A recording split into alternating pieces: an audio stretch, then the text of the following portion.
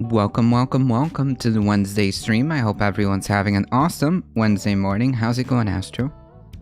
Uh-oh.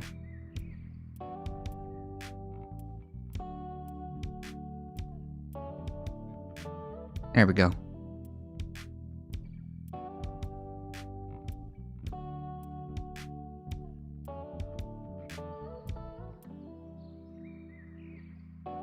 How's it going, everybody?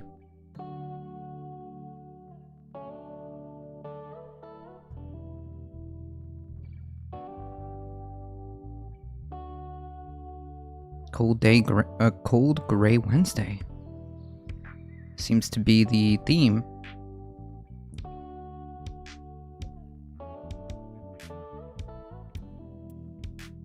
Ooh, I don't trust this coaster. Come on. Yikes.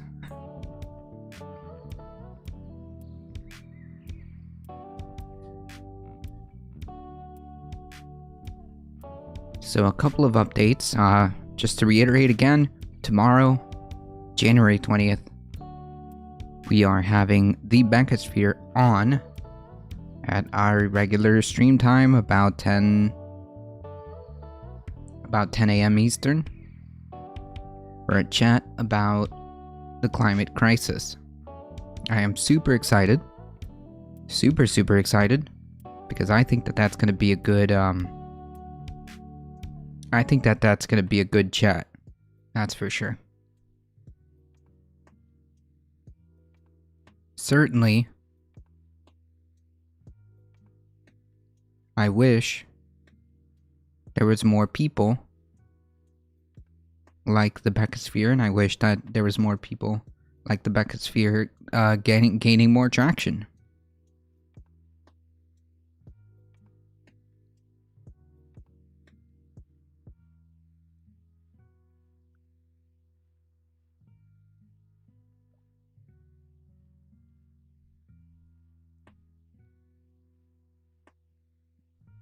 We do have quite the few amount of headlines to go through, and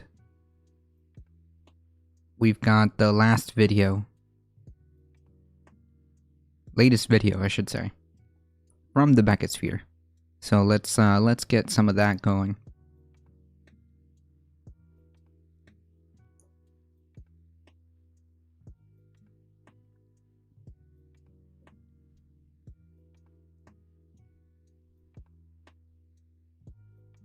Alright, folks, 1 second. Oops.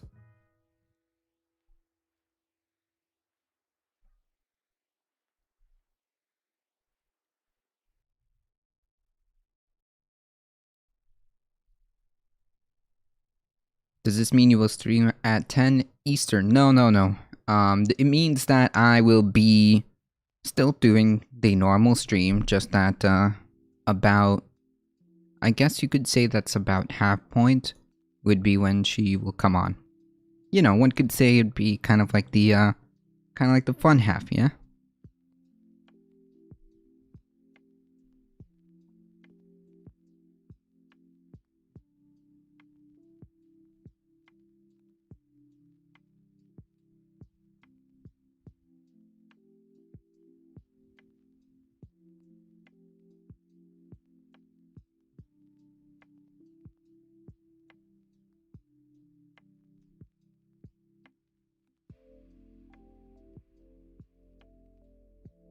Cool.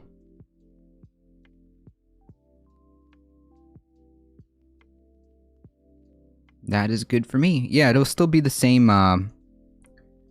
time, just that we'll have them come in at half point, which is fine. That's great. That's excellent. We'll have just about an hour conversation, same as what we had with Bela. And I'm gonna start compiling some of these interviews or talks, I guess. Love that you cover actual news every day. I don't chat much, but I tune in whenever possible. Well, thank you, casual callouts. I appreciate that. I appreciate you, you hanging in there, and you hanging out with us.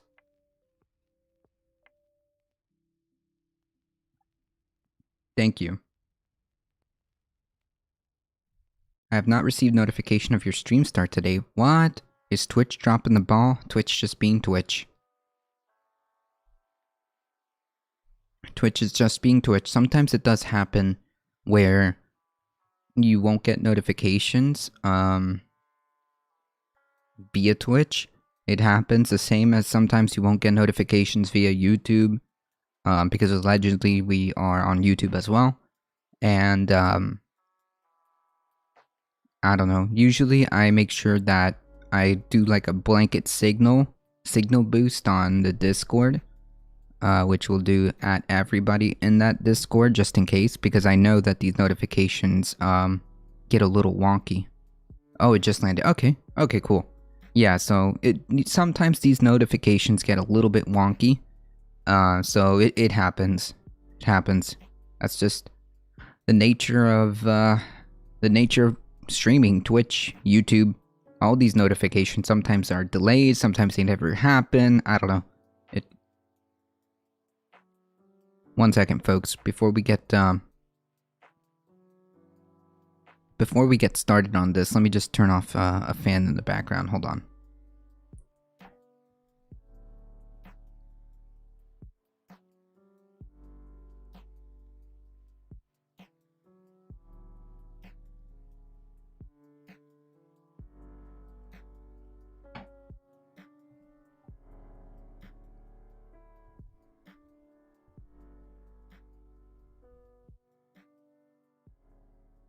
All right. We'll start with this one here. New York AG investigation into Trump and his business found significant evidence suggesting fraud. I know. Big surprise. A lifelong con man is being investigated for fraud. No way. No way. Hey, Alio, how's it going? A man whose career has just been one giant con after con after con is being investigated for business fraud? No way. No way.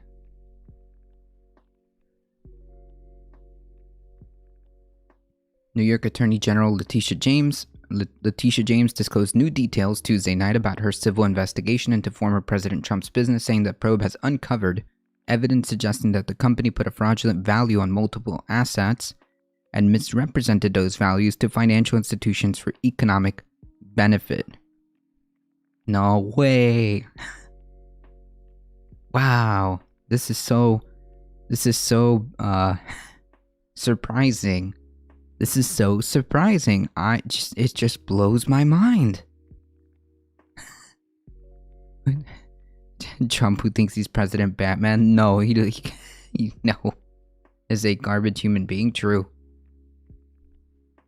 James, who launched her probe in 2019, also said the court filing that the former president had ultimate authority over a wide swath of conduct by the Trump organization that involved fraudulent misstatements to financial institutions, the IRS, and other parties. Keep getting these scam calls. Jesus. No scam calls.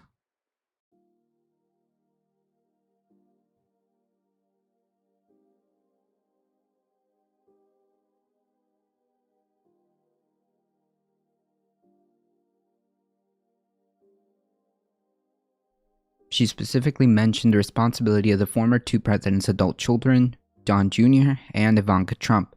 Since 2017, Don Jr. has had authority over numerous financial statements containing misleading asset valuations. Uh-oh.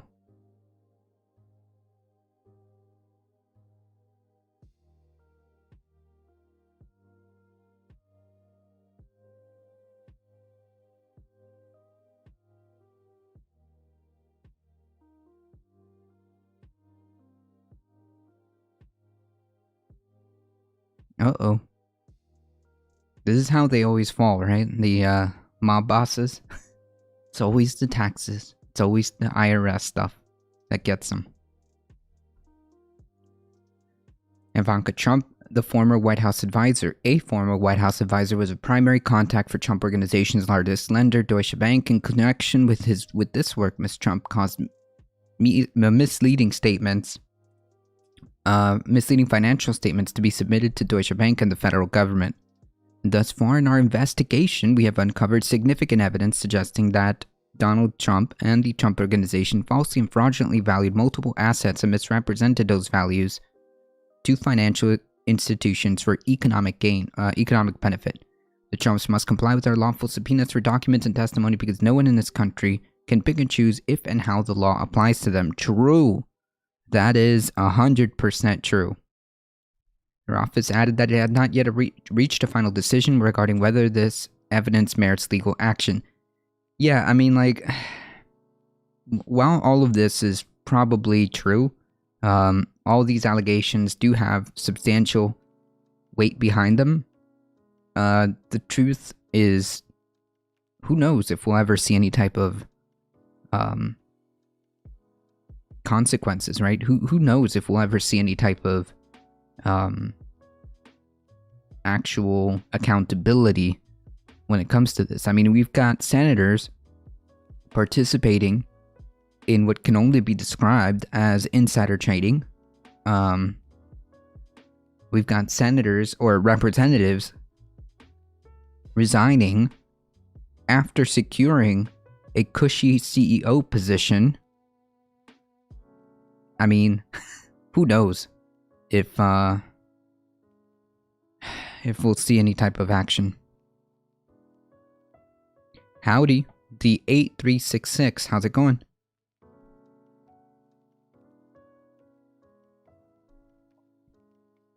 The MAGA lies? Shocked. I know, it's very shocking.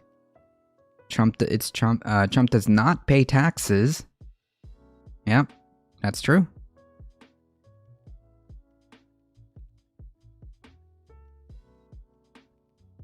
That is true.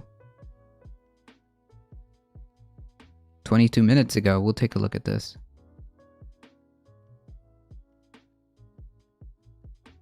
Her office has added that has not yet reached a final decision regarding whether this evidence merits legal action. James is conducting a civil investigation into whether the Trump Organization committed fraud in reporting the value of certain properties to banks and tax authorities. Banks and other lenders need to know the precise financial condition of loan applicants before they make loans. If a company overstates its financial condition in order to get a loan, making its finances seem more rosier than they are, that can be considered fraud. True. The filings say that Trump financial statements were generally inflated as part of a pattern to suggest that Mr. Trump's net worth was higher than it otherwise would have appeared. Yeah, it seems to be like a,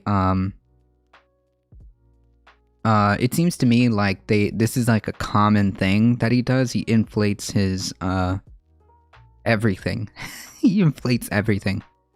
Are, you guys anti-MAGA? Okay, so I'm gonna assume that you mean anti. Are you guys anti-MAGA?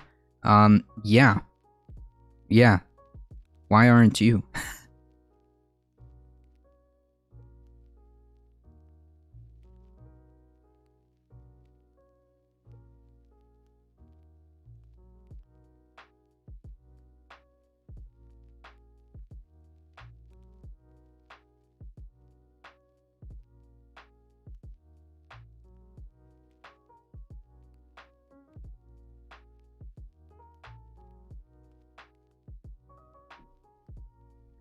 Why did you assume I'm not? Good question. That's my L. I'll take my L.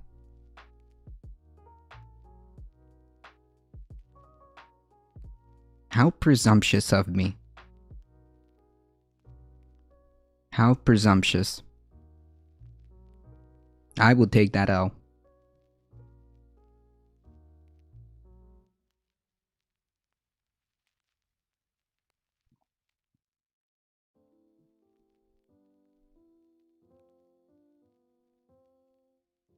I will take that L.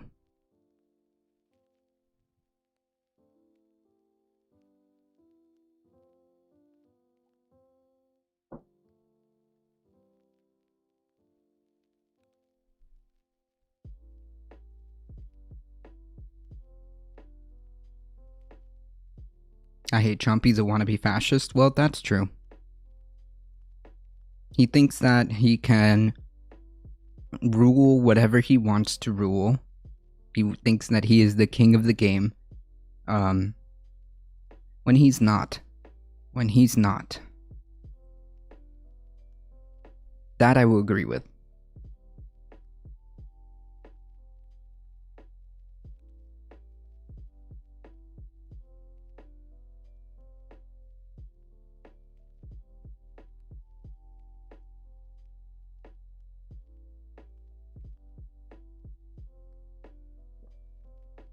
Today, the UK government is saying domestic electricity bills are 20% lower due to renewables being bought online. Hey, that's cool. Yeah, so that's my B, the 8366. That is my B for being so presumptuous. Today, yeah, that's, you see, like, that's the thing with, like, renewable energy, is that it is, and has been shown to be, time after time, much cheaper. I don't see why we can't expand on this idea. Especially when it makes sense when it comes to prices, availability. It all just makes sense. It all just makes sense.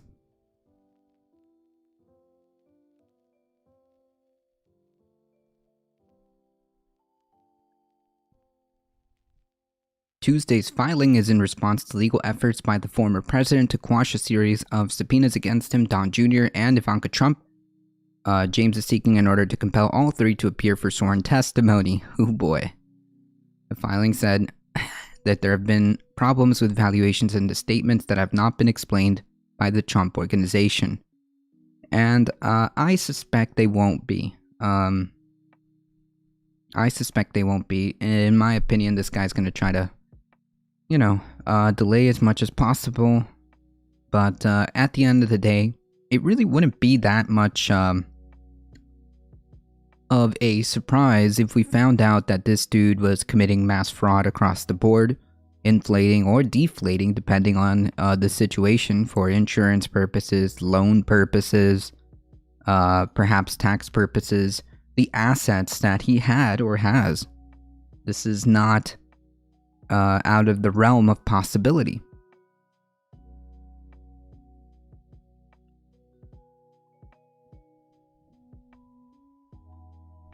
This is not out of the realm of possibility.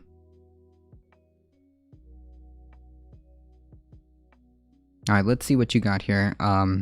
Alio.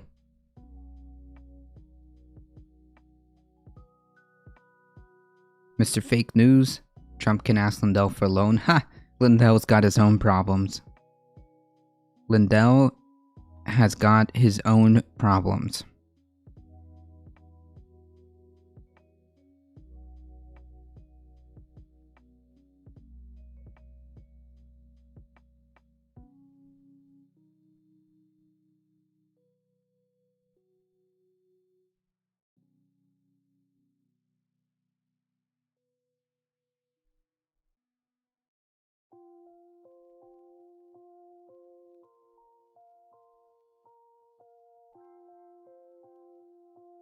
Alright, let's see what we got here, Alio.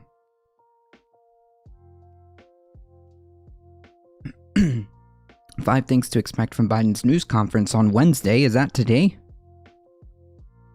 Yeah. Inflation, COVID, voting rights, and more. A still raging pandemic, inflation at a near 40-year high, and stalled push for voting rights. Joe Biden's news conference on Wednesday will feature tough questions for the president on eve of his one-year anniversary in office.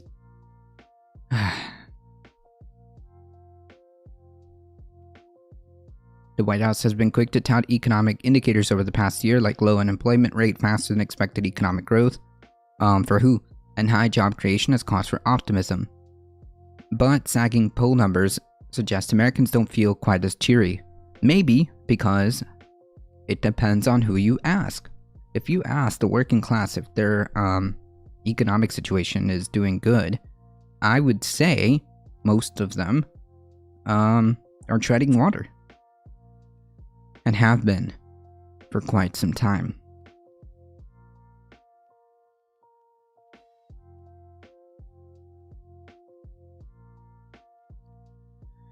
The 4 p.m. news conference will be Biden's 9th such event, according to a tally by the AP. By comparison, former President Obama held 27 such events in his first year, while former President Trump held 22.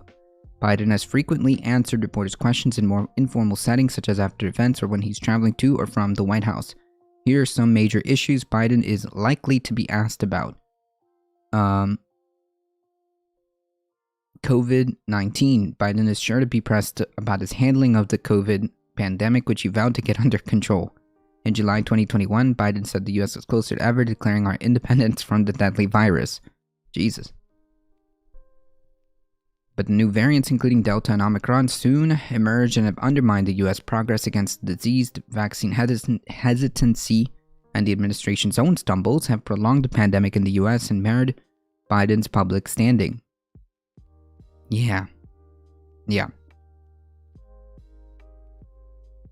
While public health experts now believe the highly contagious Omicron surge has likely peaked in the U.S., the variant led to a sharp spike in hospitalizations across the country, prompting Biden to direct FEMA and National Guard forces to aid overwhelmed hospitals and state governments.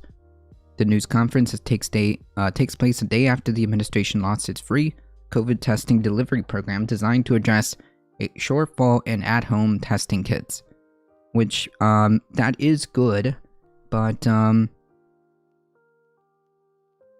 here's the issue. It's a bit of a dollar short and a day late, right? I mean, like, this should have been like one of the most primary directives from the federal government, right? And we'll talk about the next article in just a second.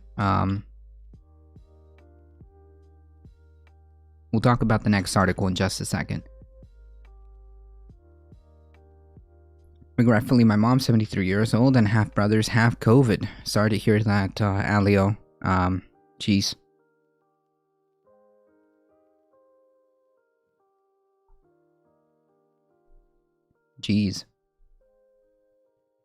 Since the start of his presidency, Biden has condemned a wave of election laws passed in GOP-controlled Senates fueled by false allegations that the 2020 election was fraudulent. Biden and other Democrats feared the new restrictions will lead to voter suppression or outright election subversion. Activists have pushed for federal voting right legislation to counter the state laws and criticized the White House for not making that a bigger priority. The pressure led Biden to come out in favor of modifying Senate rules to pass voting legislation without any Republican support. Biden's move ran into stiff opposition from two key senators in his own party, Madam President Kyrsten Sinema and President Joe Manchin of West Virginia. It also infuriated Republicans whom Biden accused of ushering in a second Jim Crow era. Reporters are likely to ask Biden about his next move, whether he has any hope of reviving the Democrats' two major election reform bills. The BBB. This is where the focus should be, but, you know, that's just me. Biden's Build Back Better proposal has also stalled. The measure is a sweeping package designed to expand social safety net for children and the elderly, promote organized labor and middle-class jobs, and reform the economy to mitigate climate change while raising taxes on the wealthy and big businesses. President Manchin dealt a blow to the measure in December when he announced he could not support it. Well, he would not. It's not could. It's you would not. Biden has vowed to restart negotiations with President Manchin and will likely to face questions about whether he has made any headway. The answer to that is probably no, to be quite frank.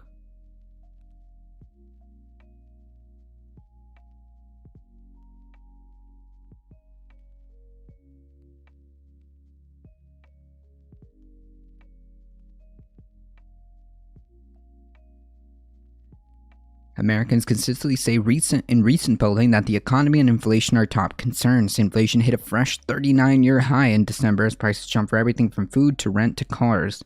Oh, rent and all that is a subjective kind of thing. White House Press Secretary Jen Psaki and Brian Deese, the director of National Economic Council, fielded questions from reporters about health of the economy in recent weeks. Biden is likely to face a similar grilling.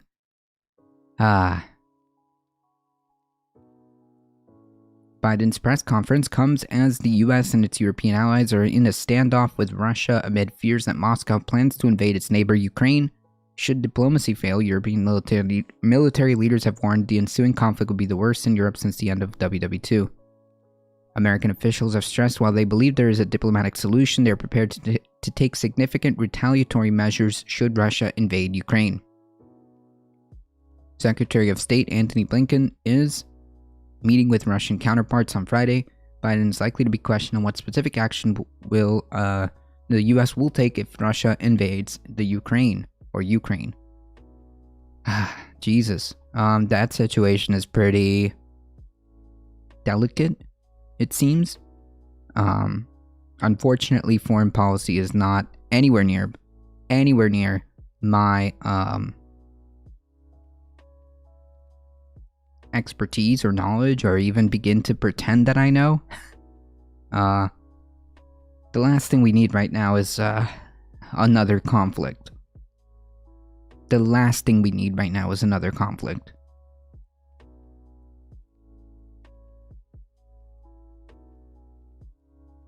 Either we do things through economic means like sanctions, or we do things...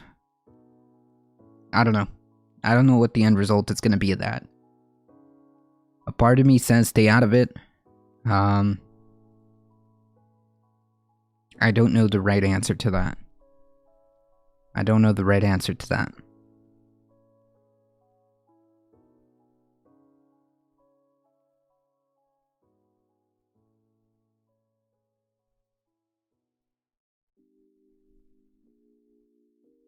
Alright, folks, let me get something else here queued up.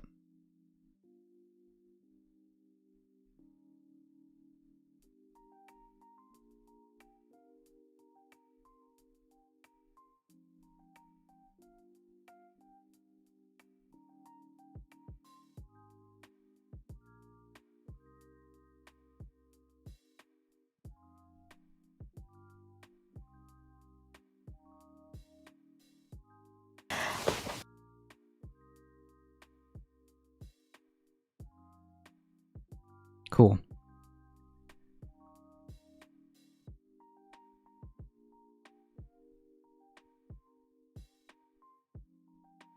The US should just agree that Ukraine doesn't become a NATO state in return for its continued independence. Well, that's assuming that the Russians are going to honor that on good faith.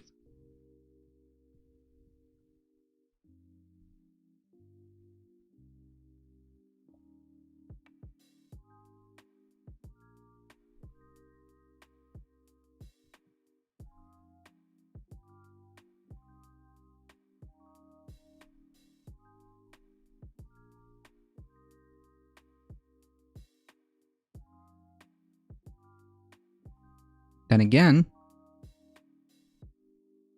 foreign policy doesn't seem to be my strong suit, so I could just be 100% wrong.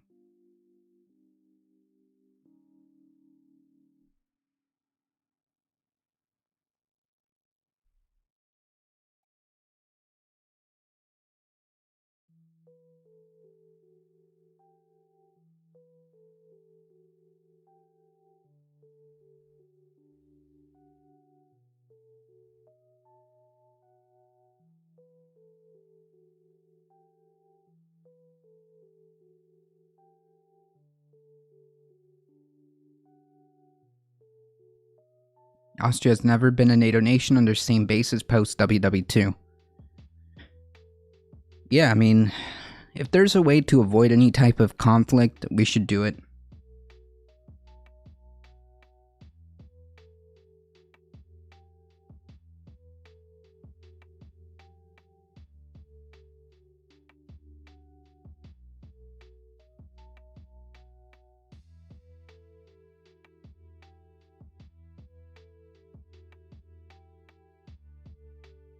Pierre Corn, how's it going? Howdy, howdy.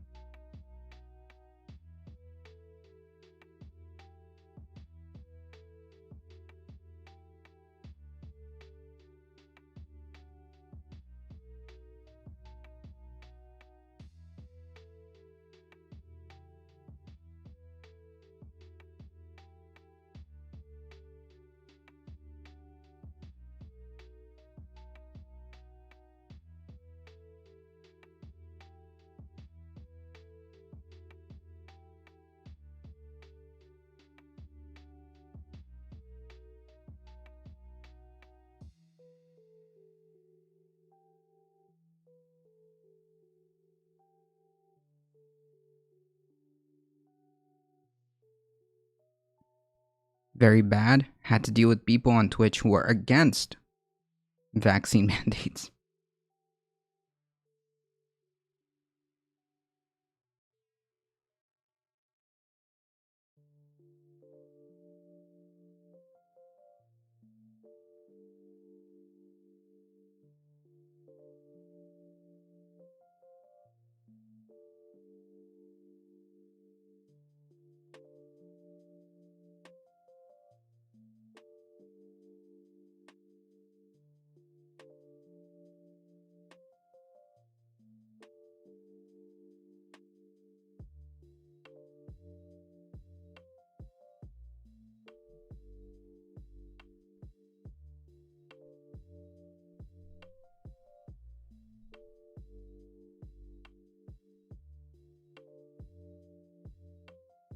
Hold on, folks.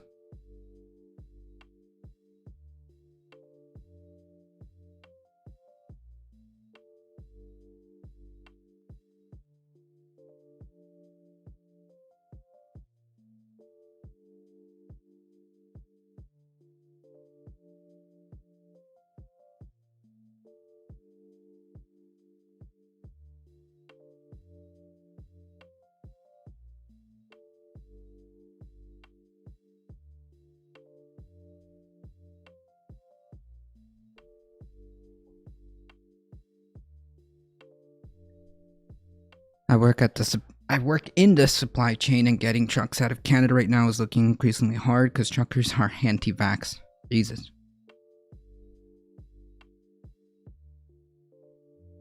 How's it going? Spread it forward.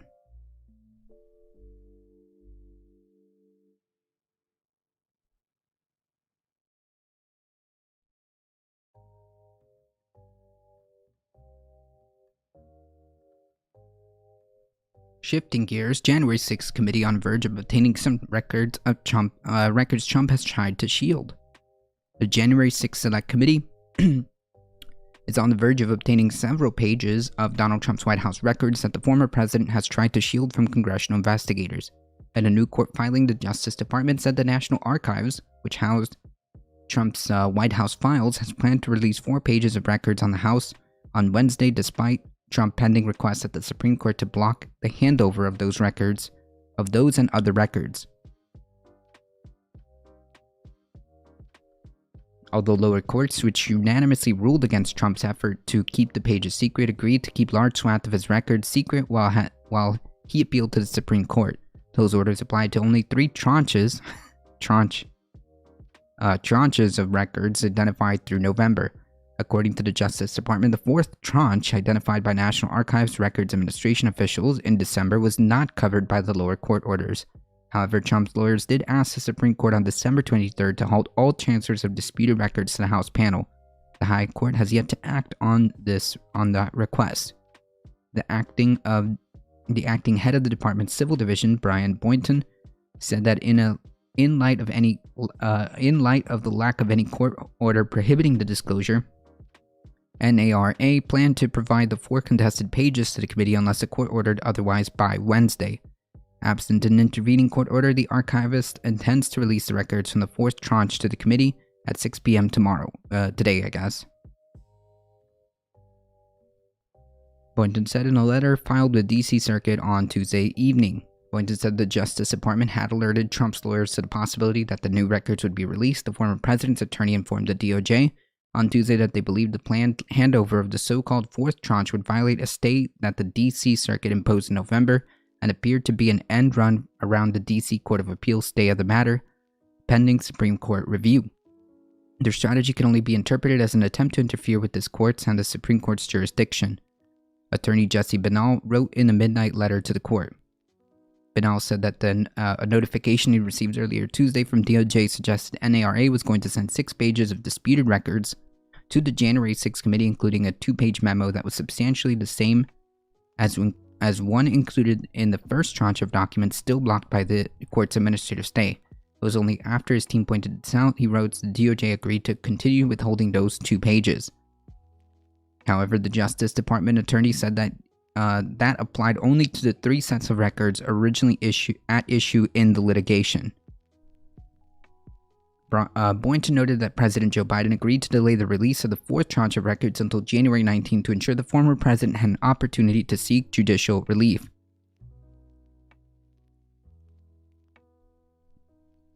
Despite that opportunity, the former president did not move for a preliminary injunction in the district court with respect to the records from the fourth tranche, or even amend his complaint to seek relief with respect to any such records. Nor did he seek clarification or further relief from this court. His only request for relief with respect to records from the fourth tranche was in the Supreme Court.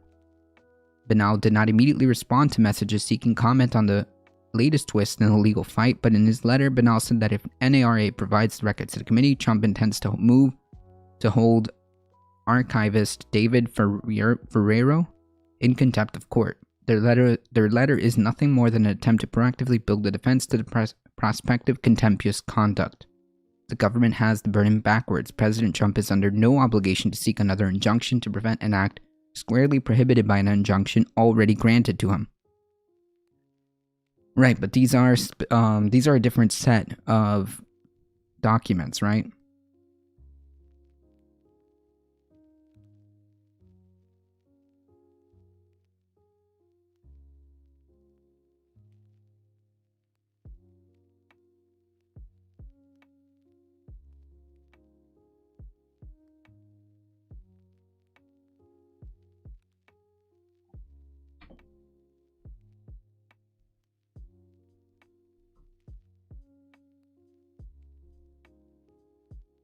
The Supreme Court has not indicated whether it will take up Trump's lawsuit and allow the court rulings to stand or grant emergency relief pending its decision. House lawyers urged the justice to consider their case at their January 14th conference, but Friday's meeting came and went without any public acknowledgement of their plans.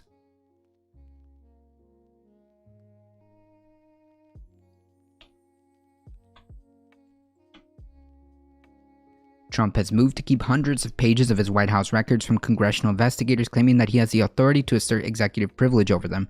The page includes hundreds culled from the files of his former Chief of Staff Mark Meadows and former Press Secretary Kayleigh McEnany, among other top officials. They include briefing notes, speech drafts, and a call and visitor log, among other records. The substance of the fourth pages in the fourth tranche was not immediately clear. Trump had sought to block the panel from receiving 6 pages, but 2 of them, Boynton indicated, were substantially similar to pages in an earlier tranche that was covered by the court order, so they would continue to be withheld. Wait, similar is not the same as, exactly the same. Similar is not the same as these documents being equal, so therefore, technically, wouldn't they be different documents? Authorities, stop telling me what to do. Challenge 2022.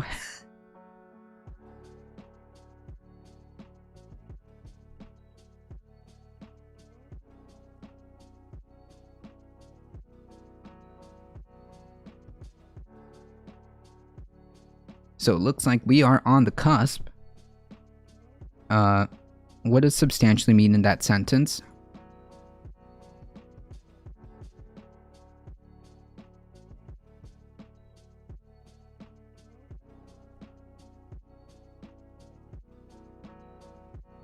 That means they were, I guess, almost the same. Substantially similar.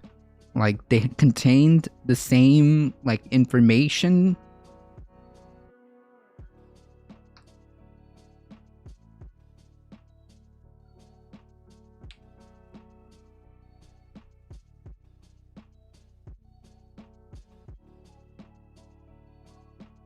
Depends on how the court orders were written. Usually best to wait for a new order, then make a mistake. On those kind of things, I have no idea, Pat Rat. The old chestnut. Like, court cases that hinge on reasonable. Yeah, but, like, that usually is fought out, differently. I think that substantially here means that,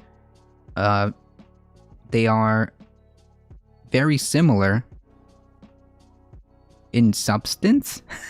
One could say, their substance is similar to pages in an earlier tranche, in which case they are attempting to argue that therefore it should be withheld, but substantially similar is not the same as equal, right? It's like a carbon copy.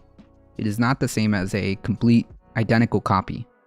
So therefore, wouldn't that make it different documents? Yeah, I get it's just a bit wishy-washy.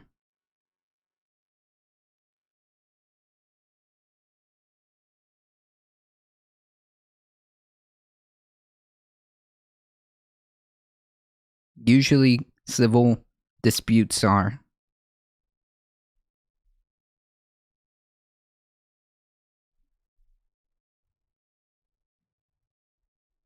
So it seems to me like we will be finding out more information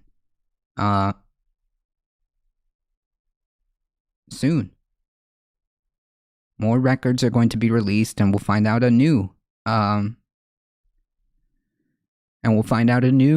chapter of this investigation. Your Honor, the defendant is substantially similar to all humans, therefore he cannot be held accountable for the crime than anyone else. I rest my case.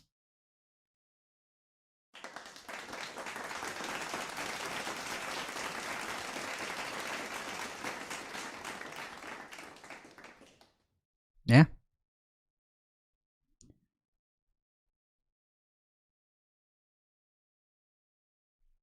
But if I say all papers on X are protected and it's about X, but also Y, it should be withheld even if Y is relevant or important until a new court order decision is made. Okay. Gotcha.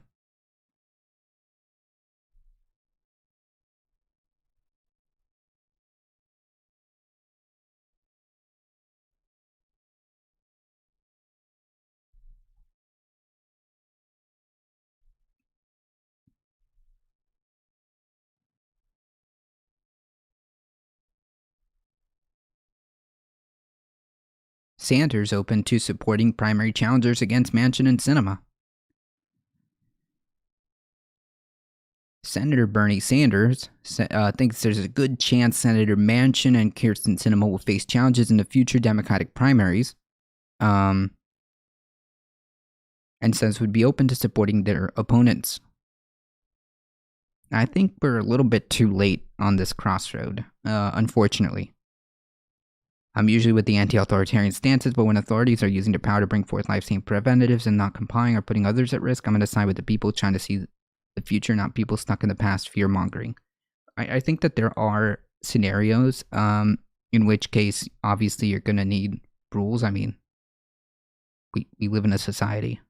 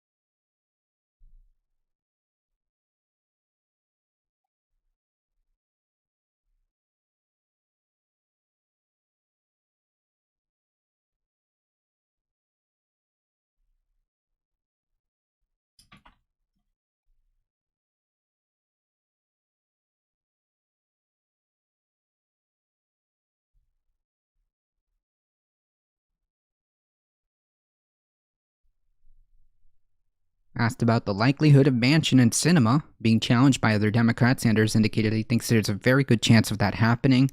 It's up to the people of those states. Asked if he would be open to supporting a challenger, Sanders answered bluntly, "Yeah, I would." Sanders' comments reflect growing frustration with the two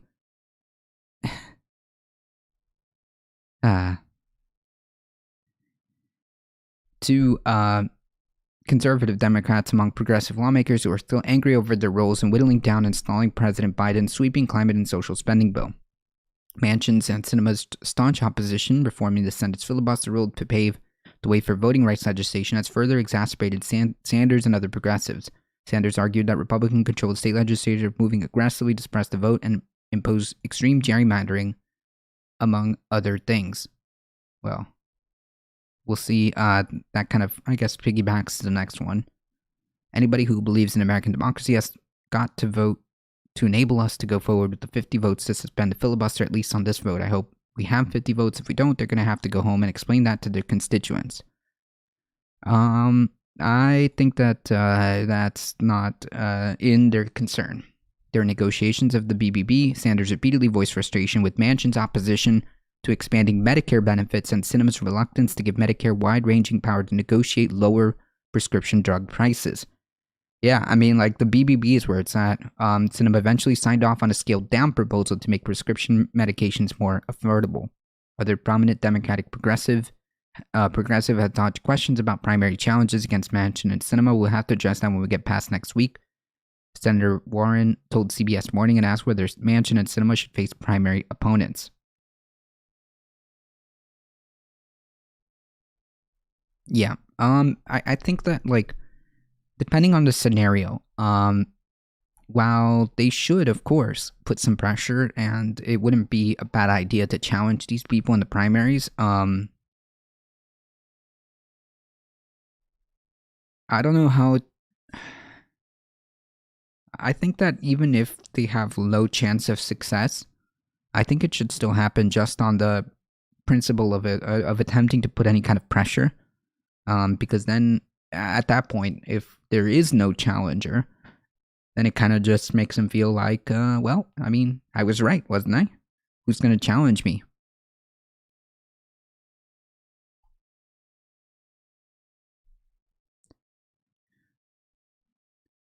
Sinema, sure, but Manchin would steamroll any progressive primary challenge. But does that mean that there shouldn't be then? Like, how do we put pressure?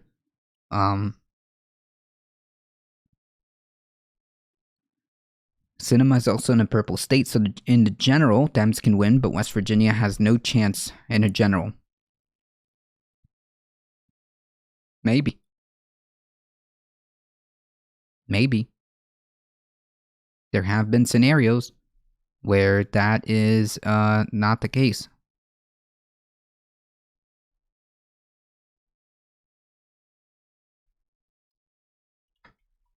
There have been scenarios where that is not the case.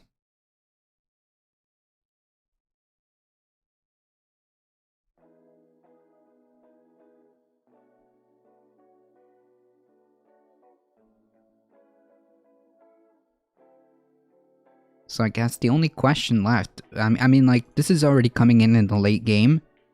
So I don't know how effective this threat necessarily is. I don't know how effective this threat necessarily is, because it's coming in at, like, the late game. I don't know if Manchin cares. I don't know if Sinema cares.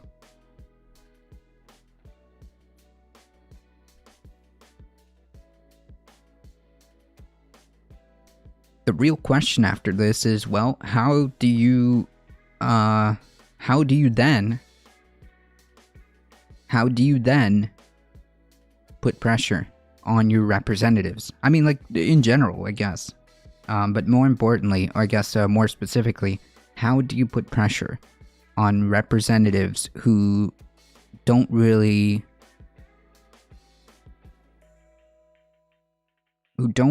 represent the general constituency, right? How do you put pressure on that?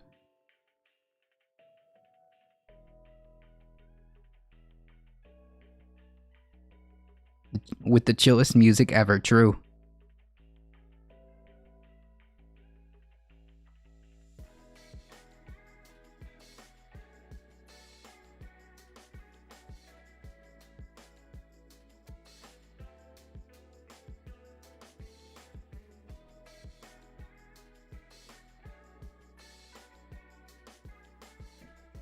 I feel like I'm in North California.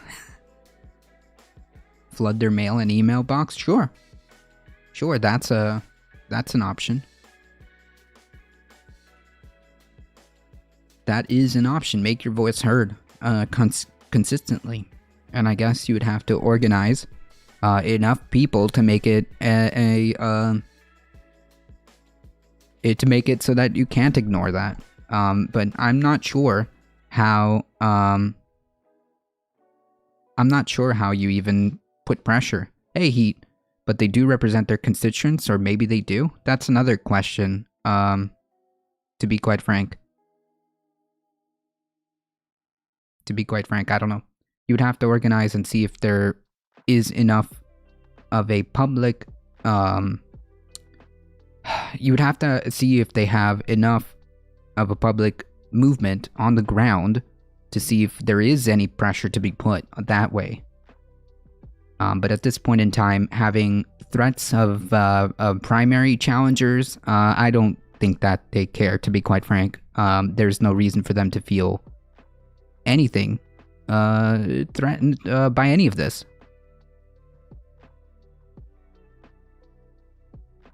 They literally do not have any reason to fear necessarily a primary challenger. I don't think so. I mean, it would be interesting to see if it's even possible. But if you were going to deploy this, such as, you know, people like Mitch McConnell have done in the past, to get Republicans in line. Mitch McConnell in the past has threatened not only primary challengers to Republicans who didn't fall in line, he has threatened funding issues or whatever he used in the past. That's just not going to work here. I don't think so. That's just not going to work here. If there was any chance of any pressure being built by Democratic leadership, it would have been at the beginning. It would have been at the beginning. Now, I don't think they care. I don't think they care.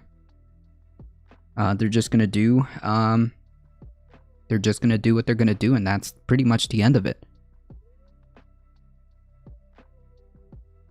I feel like at the end of the day, the best thing that they could be doing, quite frankly, is really the BBB.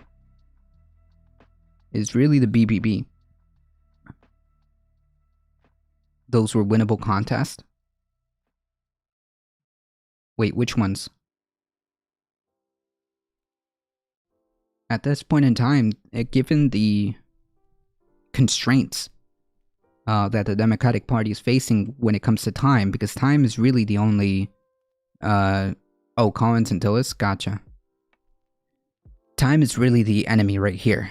Time is really the enemy. If the Democratic Party wants to make any type of headway, the best way, the most effective way, is through the BBB. That's it. That's it.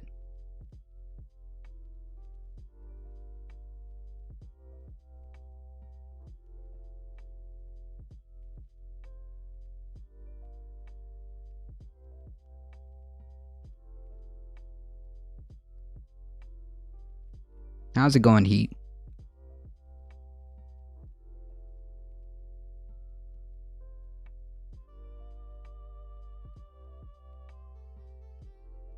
What? I didn't even see that.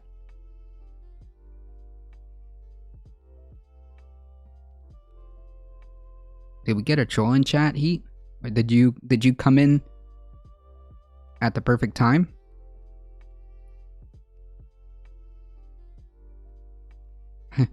Oh man, oh that's a bot. You joined Twitch 3 minutes ago. Yeah, that's a bot. That's a bot.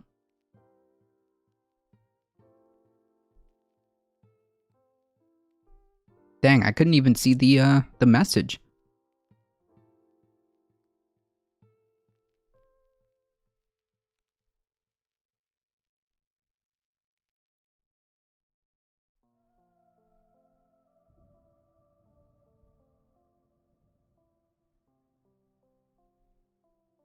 TLDR, I don't think this is gonna happen. I don't think this is going to be effective.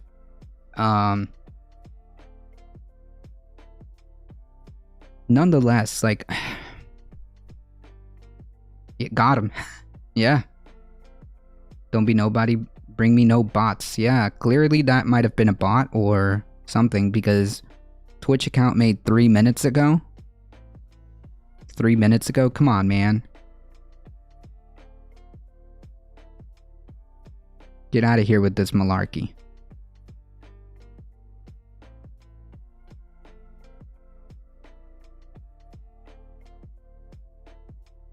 I think the only solution would be either there is a on-the-ground pressure to for these folks, or they're just going to have to make PR campaigns on Arizona and West Virginia, attempting to tell the people how this is going to help, how the Build Back Better plan is going to help them, in what ways, and be as descriptive as possible as to what are the benefits. Why are we even doing this? What's the purpose of the Build Back Better plan? You got to give people something. And in other words, if not, then people are not going to really feel any type of way about it, right? If you can explain to the people why X legislation is good, right? And make your case as to why, I don't know, child tax credits have been helping, as to why an expansion of education to include 2 years of community college is good, why and how, what is that other thing that they want to do? Increasing subsidies for green renewable energy. Why making VPK or early education free and available. Why all that is going to be beneficial. How that's going to be beneficial. Expanding Medicare for eyeglasses, hearing aids, and dental for seniors. You need to explain that. You need to be 24/7 telling people this is going to benefit you and this is how. And just run that 24/7 in Arizona and West Virginia, so then Kirsten Sinema and Manchin are going to have to explain to their constituents as to why it's not good. why expanding Medicare to include dental, hearing, and eyeglasses are bad. They're going to have to explain why a 2-year community college is bad.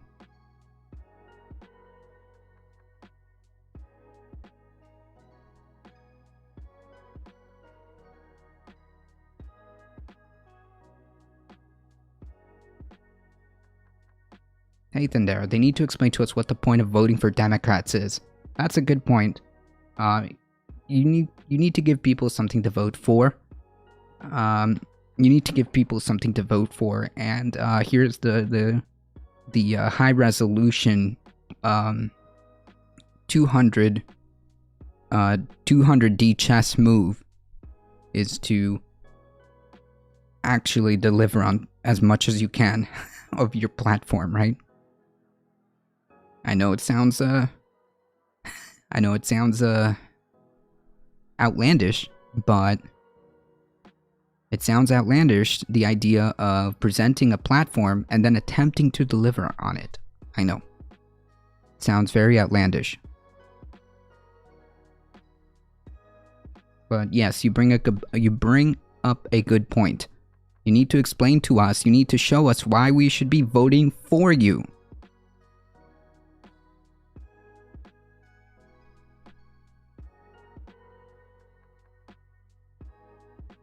We're the ones that are going to get out and vote. Why should we?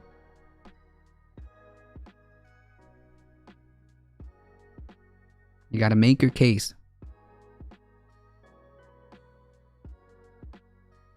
You got to make your case. Otherwise, it's going to make people stay home. I mean, like, what's the point, right? Which is very, very, very depressing.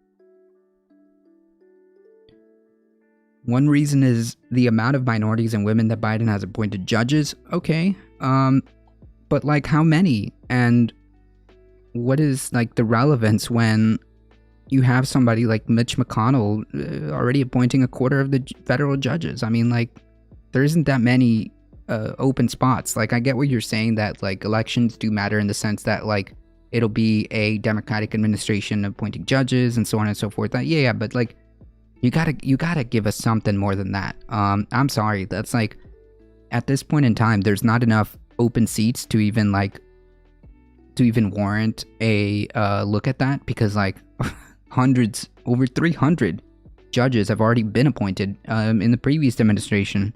So like I don't know how many open seats that even is, and at this point, like I'm not sure what the relevancy is.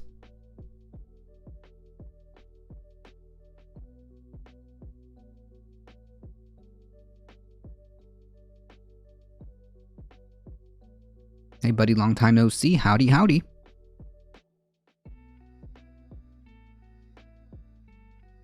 You've got to give me a good reason. In other words, federal judges are not relevant. I'm saying that the amount of open positions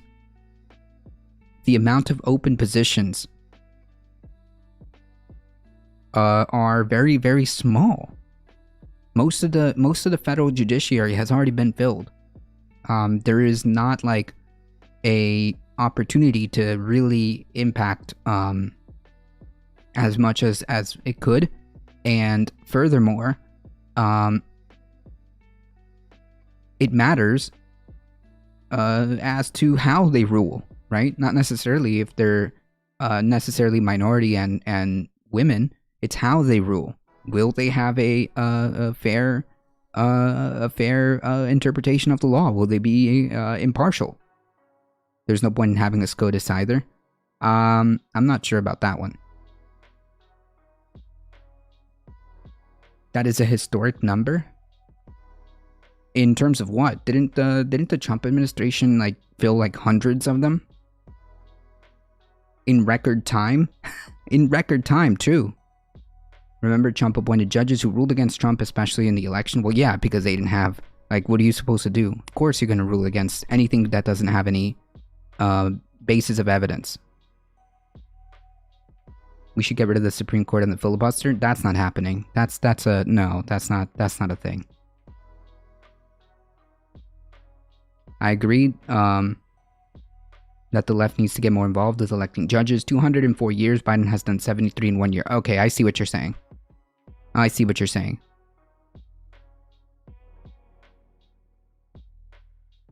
I see what you're saying. I concede that point then.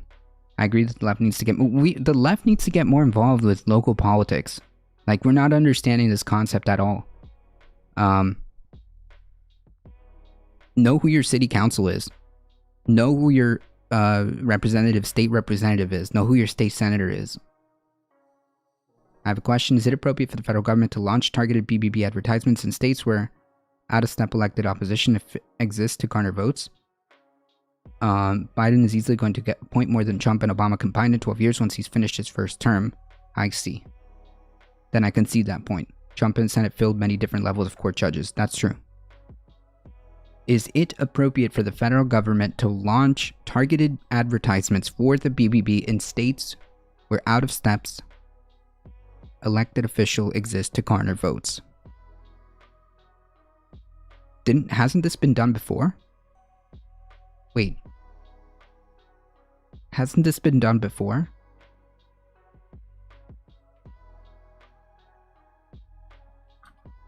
Federal advertising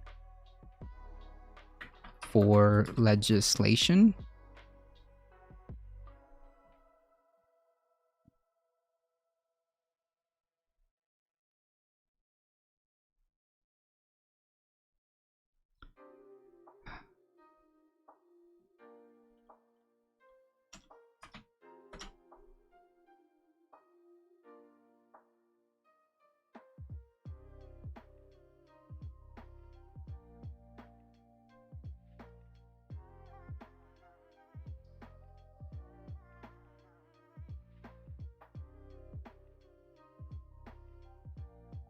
Well, I think you can do political ads, right? I don't think there's anything preventing you from doing political ads. My city council just had an election a few weeks ago. Yeah, see, like, you gotta know these things, right? You gotta know these things. When is your city council convening? Who is your city council? What is your state legislature? All of this. It's not up to us? Wait, what? What does that mean?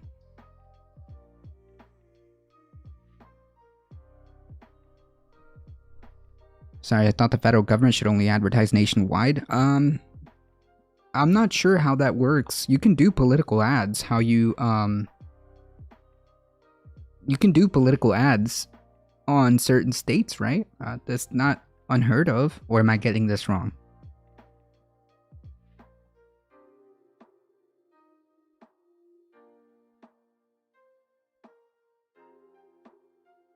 I might be getting this wrong.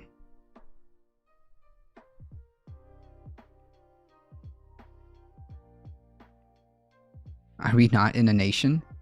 Yeah. No, what they're referring to is like specifically targeted ads to West Virginia or Arizona. But I'm not sure that there's nothing stopping that, right? We can do political campaigning or political related ads wherever, right? I don't think there's anything preventing that. The rich control everything? Not everything. Not everything. Not everything.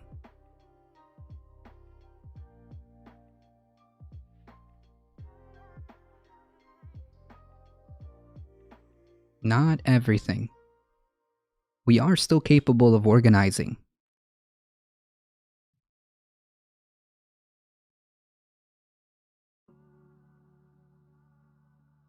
Anyways, this just stresses my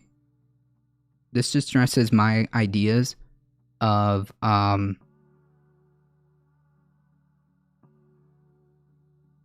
focusing on the BBB.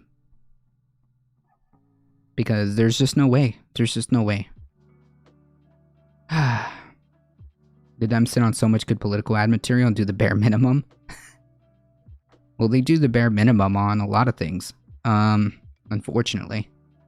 If at all. If at all. That's kind of the frustration of it, right? Because, like, right now, out of any pivotal, like, crossroads that we're in, you would think that the Democratic Party, after all their platforms, after all their beautiful speeches and content out there, rhetoric, I should say, you would think that finally they get some level of opportunity. It's razor thin, I admit. It's not easy, and it's a lot more complicated than people make it out, I get it. But it just gives the perception that they're not even attempting to do anything. Can I help you, kitty?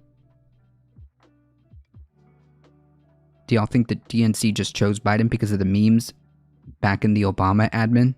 No. They chose Biden because they thought that he was the only hope. The DNC chose Biden because they thought he was the only hope at defeating Trump. That was it. That was it.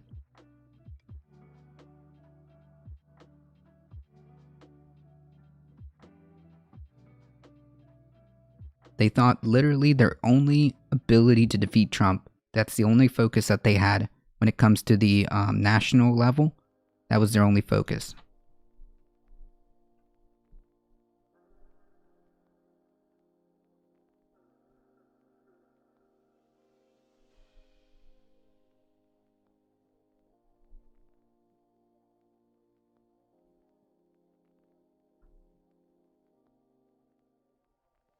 I've got a cat in my lap.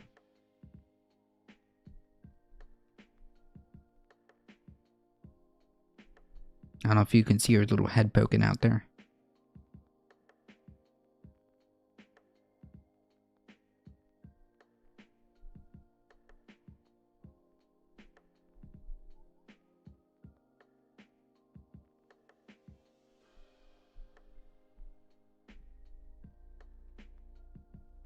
Biden plans to give $400 million masks as Omicron surges. The Biden administration is planning to distribute hundreds of millions of free, high-quality masks to pharmacies and community health centers, a White House official said on Wednesday. Could somebody remind me, what date is this now? What date is this?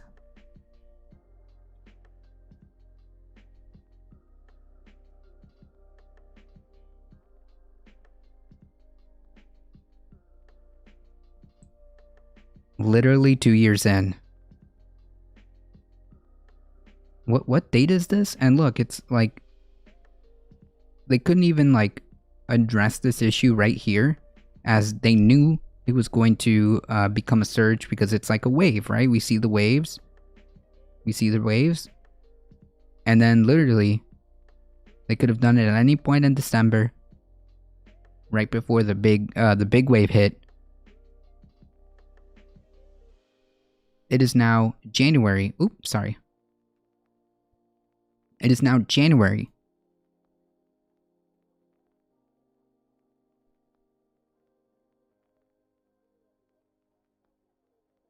I think your ad link is broken.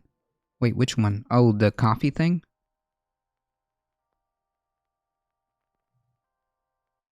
Well, it works. If you click on it, it'll work. I don't know why. I tried to redo it, but it always seems to stop at that. Hey, it always seems to stop at that part of the link.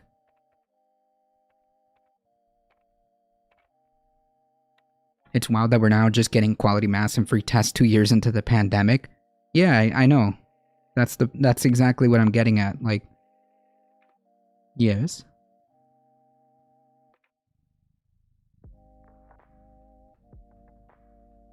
Yes.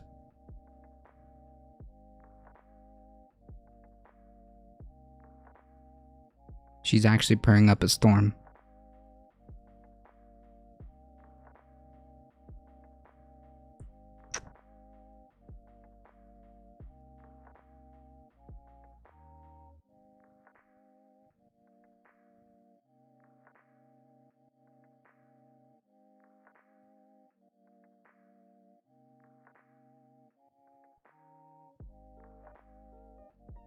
Are we good?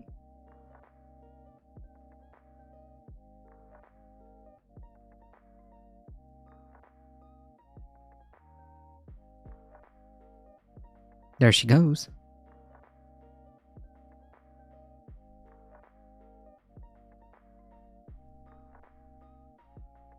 It's wild to me that we're just getting quality mass and free tests 2 years into the pandemic. Yeah. Nice meme.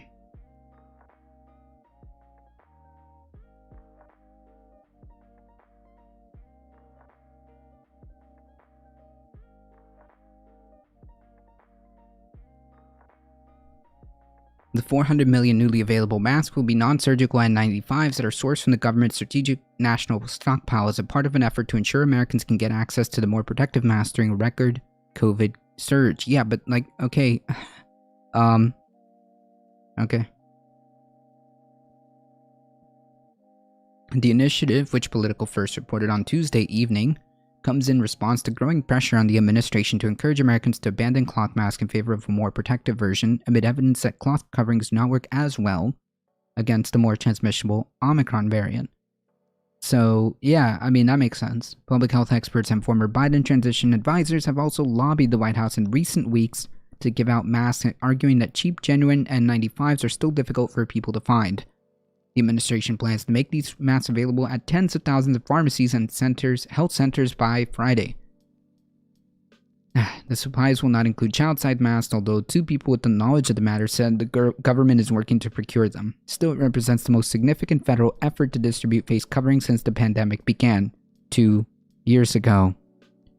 The Biden administration last year sent out more than 30 million masks to sites within high-risk communities, though those were cloth coverings. This new initiative followed weeks of debate over whether the administration should step up to distribute masks, with some senior officials skeptical that giving out N95 would make significant difference in slowing the spread. I mean, this should have been done, I don't want to say day 1, but like month 1, right? Like, this should have been one of the higher priorities, is to get tests and, and basically like high quality, like the N95 stuff out there as quickly as possible. The only excuse I can find for this being such a, to be quite frank, bad response, the only excuse that I could possibly take is that they just didn't have them. But I don't know if that's the case, but that is the only excuse that I would take, is just that they literally just didn't have them until now.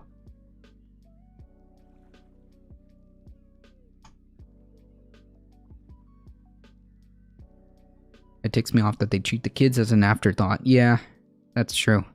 Although, to be fair, those masks are even harder to procure. Child-size masks are harder, but I mean, it's like you know that this has been going on for 2 years. You know that you're trying to open up schools, and you claim that you want to open up schools as quickly as possible, as safely as possible. Then shouldn't that be your priority then? I don't know. It just seems like we've had a very stumbling response. Just fumble after fumble after fumble. We should have had this after the little lockdown we had in the beginning when we started opening up.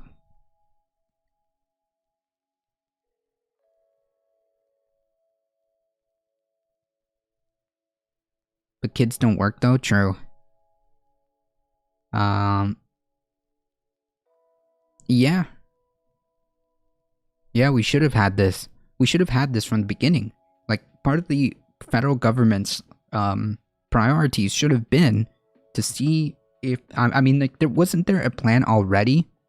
Wasn't there a plan already in place during the Trump administration where it was in coordination with the USPS to mail out a bunch of masks out to people, and it was shot down during the Trump administration? There was definitely news of that. I remember reading that. So like this whole thing has been like just one giant debacle, just one giant fumble. At the small price of almost 800,000 plus people.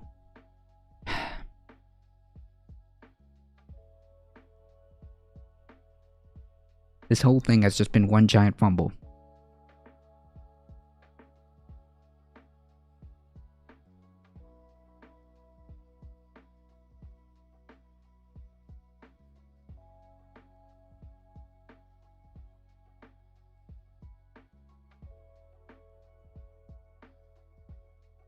It's definitely above 800.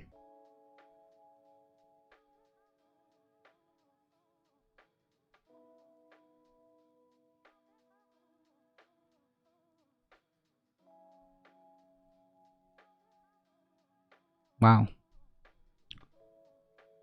854K.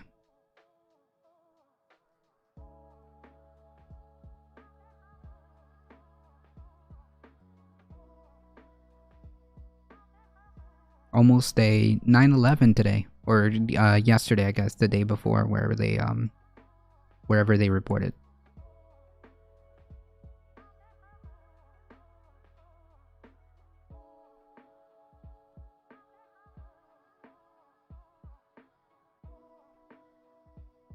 Not good. Not good.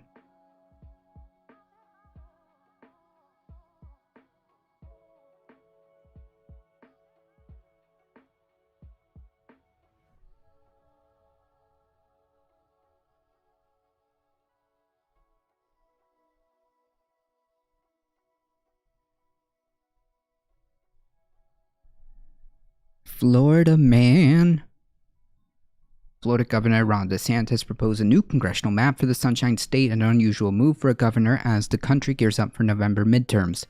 It's not unusual when you have an authoritarian who has continued to move in the direction of centralizing state power to him.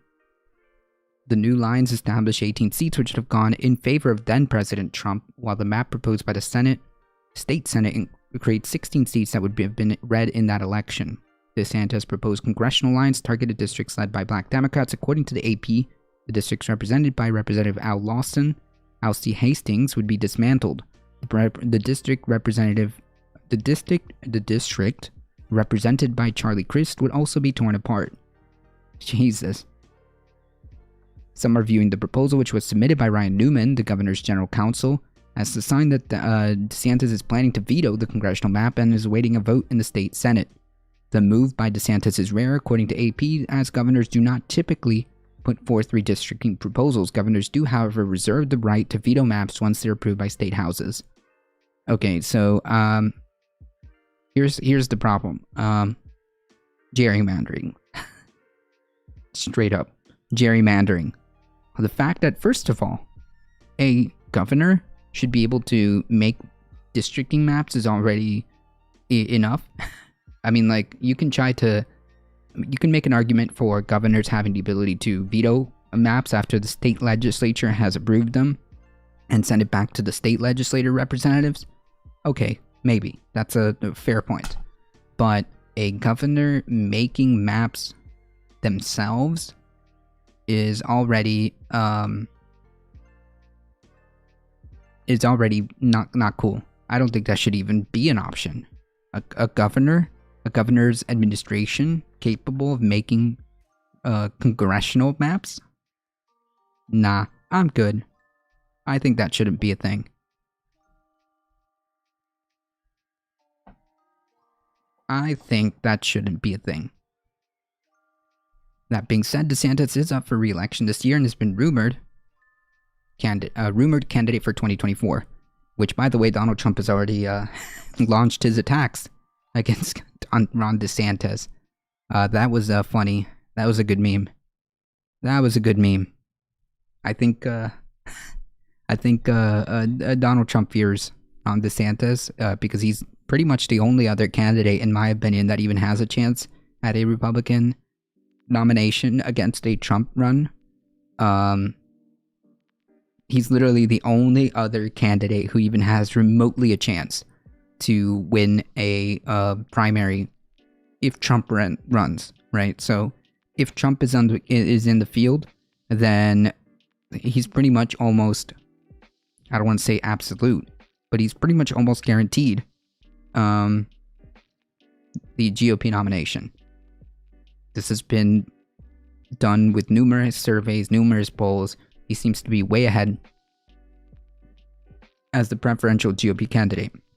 The only person that even comes remotely close is Florida man. Well, they're both Florida man actually, but special Florida man, Governor Florida man. That's what I'm gonna call him, Governor Florida man.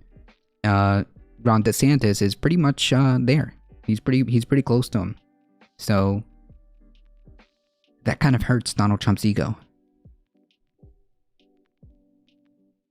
Who hasn't been rumored as a candidate by now? True, but this one is legit. I think if he does well, I think if he feels out the water, if he tests out the water and he feels like he's got a chance, I think he's just gonna go for it, to be quite frank.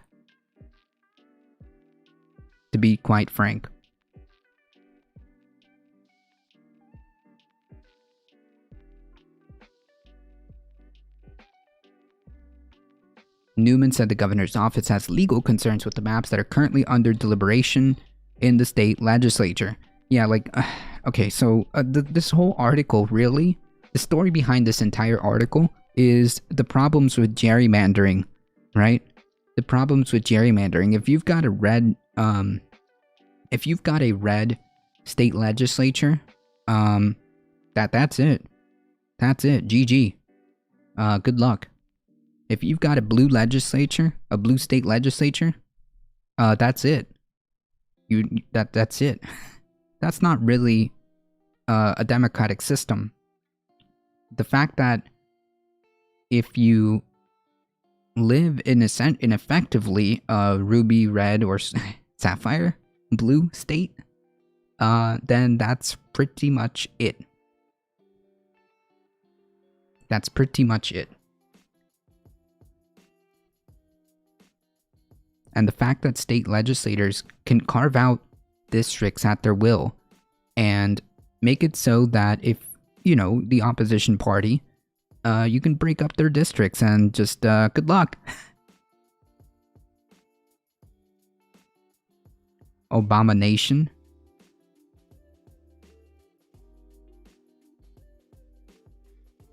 Hey, Calio, how's it going?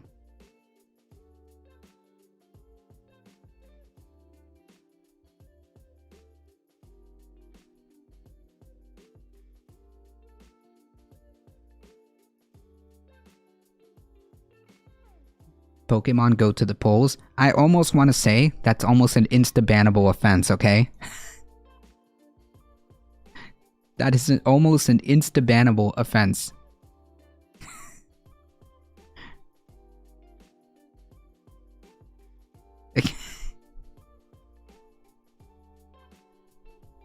Listen. If I walk into 2024... If I walk into 2024... Hold on, we gotta do this now because we're in this, we're in this segment.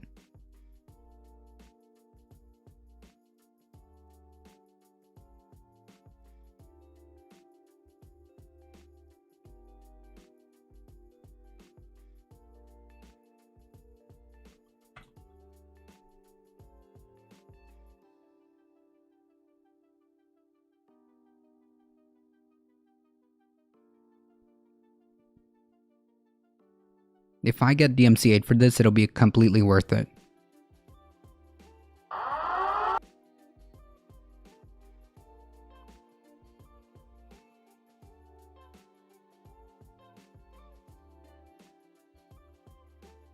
If I get DMCA'd for this bit, it'll be completely worth it because it's hilarious, but also sad.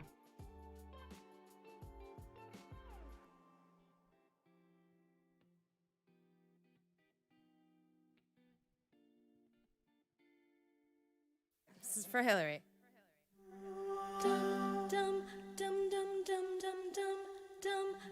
Like a small boat. If I have to endure this, I'm taking you all with me, okay? If I have to endure this, so do all of you. If I have to endure this, and so do all of you, okay? So tread carefully, Chad, in 2024.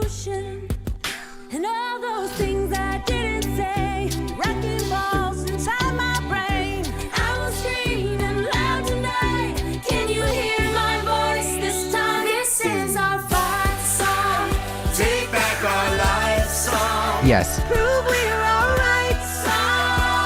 If I have to do this, if I have to go into 2024 with this, you all are coming with me. So get involved, okay?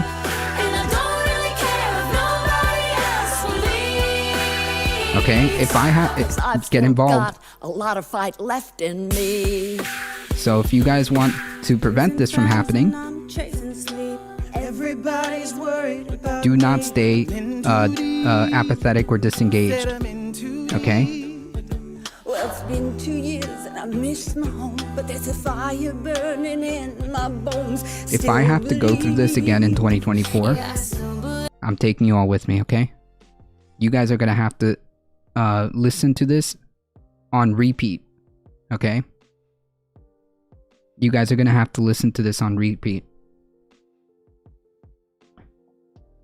I'm gonna open every single stream. I'm gonna open up every single stream with that fight song, okay? With that Hillary Clinton ad, that's what I'm gonna open up stream. Every time.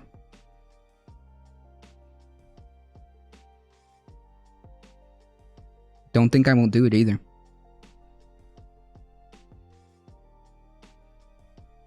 I can't get the Billy Porter thing. I would rather be launched into the sun. Hablas español, sí. I'm not kidding. If this is what happens in 2024, I'm going to open up every single stream with that song, okay? So this should be a call to action for everybody to get involved and not to grow complacent or apathetic.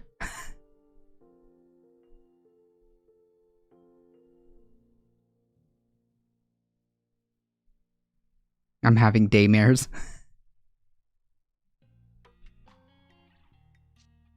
I need more coffee. We all need more coffee. We all need more coffee.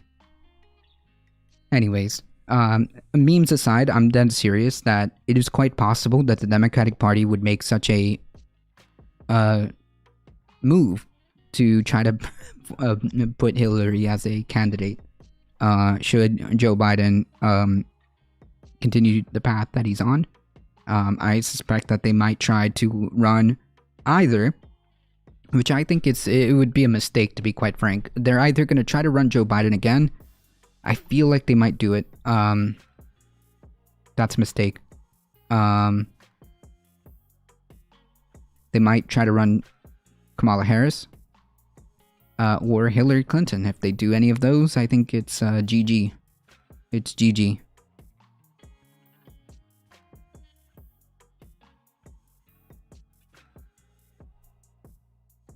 It's GG. All memeing aside, like, it is incredibly cringe, and I hope that this only furthers your resolve to get involved. Do you think if Hillary wins, it would be the actual thing that people need to break from the Dem runs? If Hillary runs, it will be a replay of 2016, would it not? Like a for to be as gentle as possible. A highly uninspiring, loathed politician is not going to be enough. It's not going to be enough. It's not going to cut it. It's not going to cut it. The strategy for running a Clinton candidacy will not. It's just not. It's not going to cut it. I think it'll be even worse. Actually, I think they'll produce worse results than 2016. Actually, if Hillary runs, they'll lose by even a worse margin. My stepmom was hoping it's Kamala. Why? I don't know. She seems to be uninspiring as well. Like, the only positive I guess I could say about Kamala Harris is that she tends to flow with the political winds that go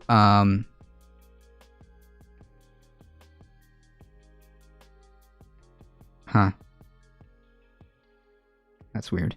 The thing that I can say about Kamala Harris is that she kind of, like, you know, goes like this and see where the political winds take her, which, if something is popular enough, out of all of the establishment kind of corporate Dems, she would be the one that would be more or less willing to move in that direction. But I don't know. I don't think she can win a general election. I wonder if that's the thing that makes people break away from the Dems. It could be. It could be. It could be the one thing. It could be the one thing that finally, like, breaks the It could be the one thing that makes people so mad and so, like, angry at the Democratic Party that it will make them break away from it. But, like, at the same time, couldn't that end up opening the door to something far worse? Instead of the Democratic Party shaping itself up, I mean, like, the worst thing that could happen, honestly, is that while there is a scenario where it could shift people away from the Democratic Party, I think that the other side of the coin is that it makes people apathetic, and at that point, we're in some trouble there. If it makes people so apathetic that they don't participate any more than they already do, which is already pretty depressing, we've got a problem. So it could either, I don't know. There is a bad path to that. There is a bad side to that, where we could open the door to something far worse than we are able to chew. Yeah, exactly. Shapeshifter, political shapeshifter, which sometimes could be good, useful, I should say. I think it was in 2019 that Cinema said she could see herself running for president in 2024. Not after this. No, not after this. Not after this.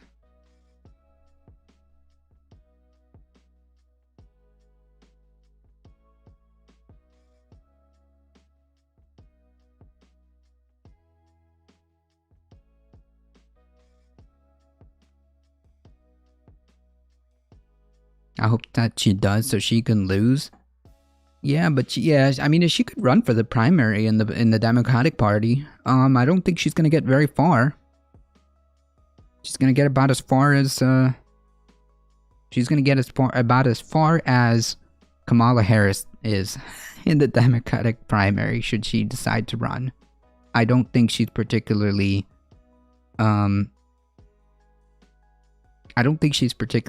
like inspiring.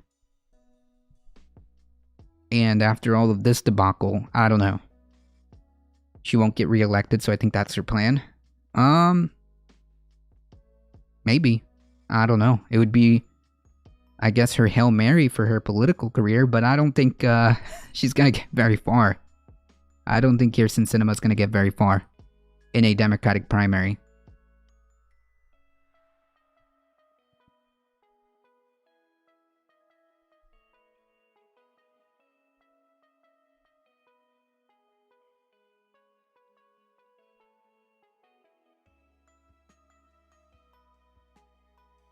I don't think she's gonna get very far.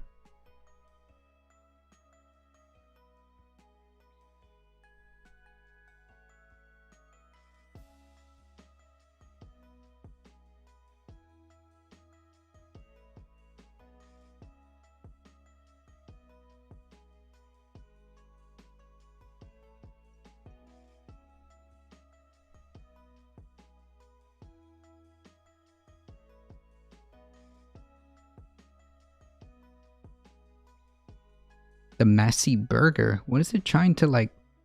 Really? You're trying to show me burgers?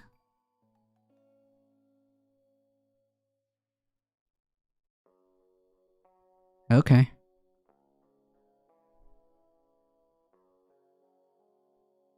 Is Kirsten Sinema up for re-election this cycle? I don't think so, right? Or is she?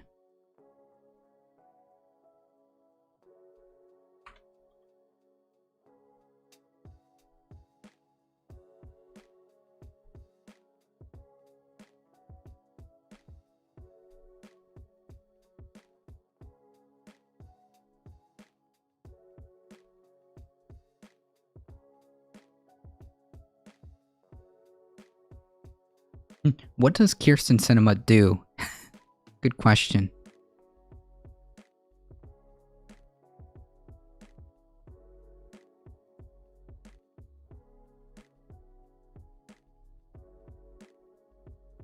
Re-election.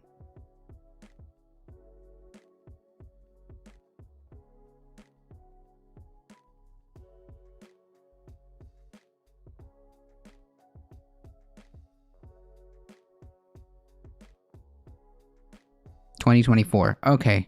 Yeah, no. Yeah, no. This is she's not gonna get she's not gonna get any challengers until the next term.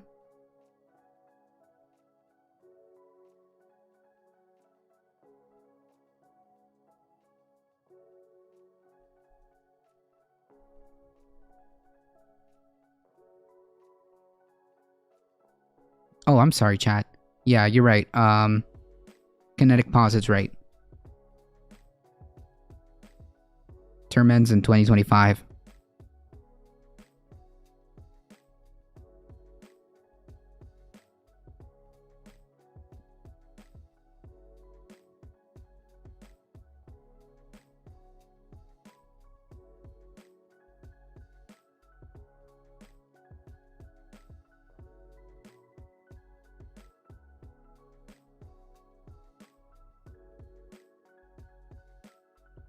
This year's redistricting drama comes after the Florida Supreme Court rejected the state's congressional maps in 2015, contending that the lines were advantageous to Republicans and the maps were reportedly drawn by Republicans.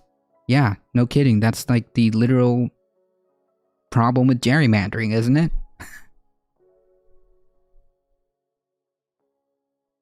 That's literally the problem with gerrymandering.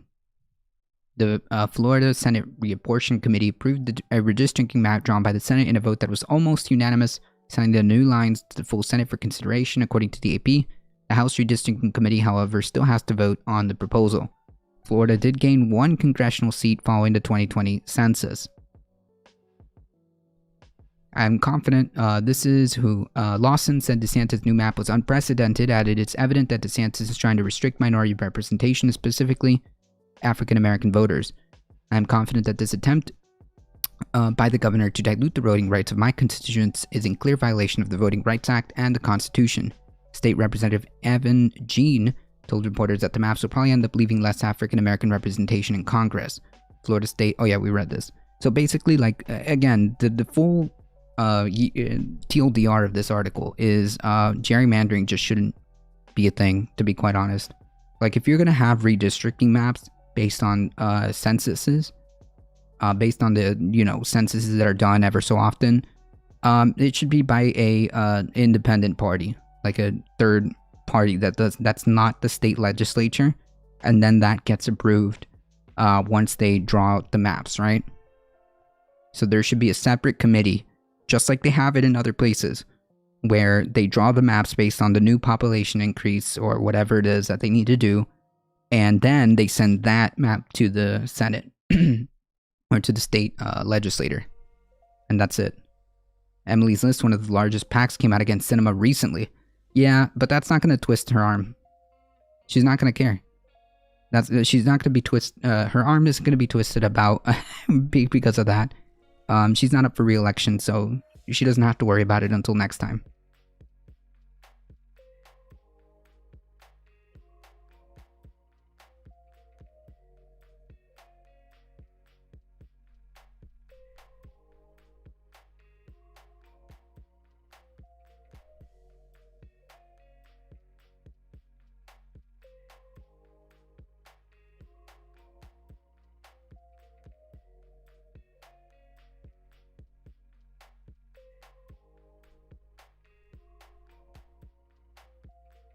Oklahoma calls on state employees to substitute amid teacher shortage.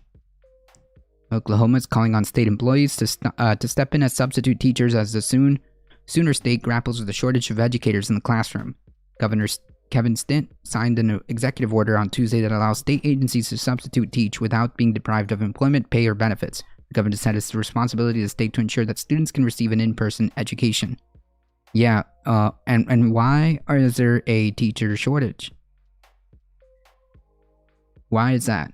I appreciate schools and teachers doing everything they can to provide in-person learning for their students, as well as business community stepping up. A number of teachers, staff, and students have tested positive for COVID in recent weeks, forcing school districts to shutter operations or transition to virtual learning. Yeah. Yeah.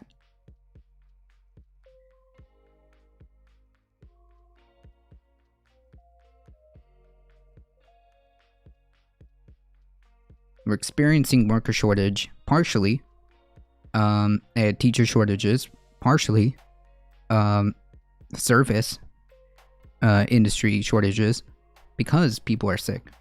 I mean, I experienced that partially firsthand. It's not going to be, it's not like they're going to switch back to supporting her. Cinema won a tight-ish race against McSally. Without an energized base, you won't win in a general. I agree. Oh, yikes, Kronos. How be your day? I'm hanging in there. Thank you for stopping by. Appreciate that. Appreciate you being here.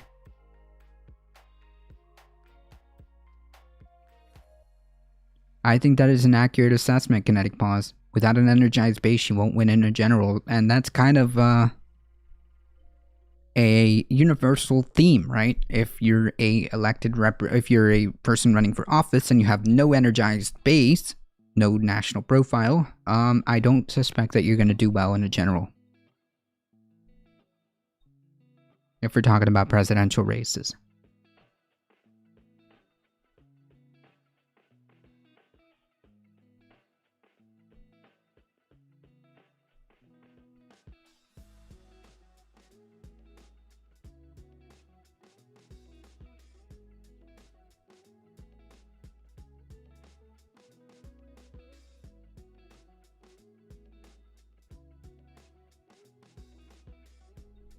So it's so bad that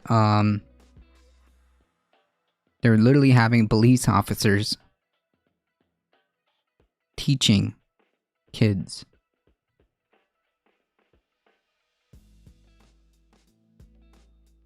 State employees with what kind of teaching experience? What could possibly going wrong? Yeah. Police officers, known teachers. Police officers, well-known teachers. Well-known qualified teachers. I may or may not have the plague. I can't get tested until Friday, and they want me to come into work tomorrow. If I have no fever, I'm a mechanic whose job is to get in and out of strangers' vehicles. Yeah, in the dealership that I had to leave my car in, they literally said that I had to wait, or that there was a problem because, well, they're sick. They have a shortage of staff because they're sick, and like the fact that they're making you come in is not good. It's not good. It's not good. You already have at least 4 out of the 8 people who work at the shop test positive. Yikes.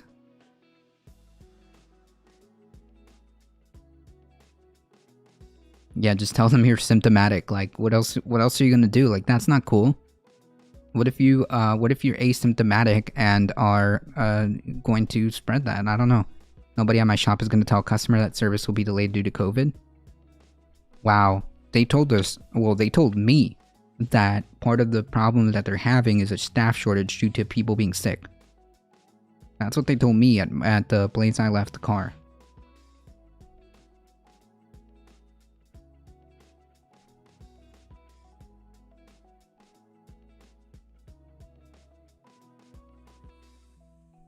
But yeah, this is nothing to be concerned about.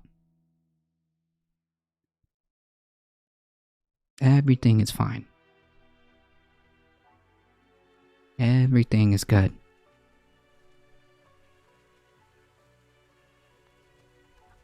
We live in a very good world. Yes, everything is fine. Everything is awesome. Peachy. One of our mechanics came in last week saying he couldn't smell or taste anything. What?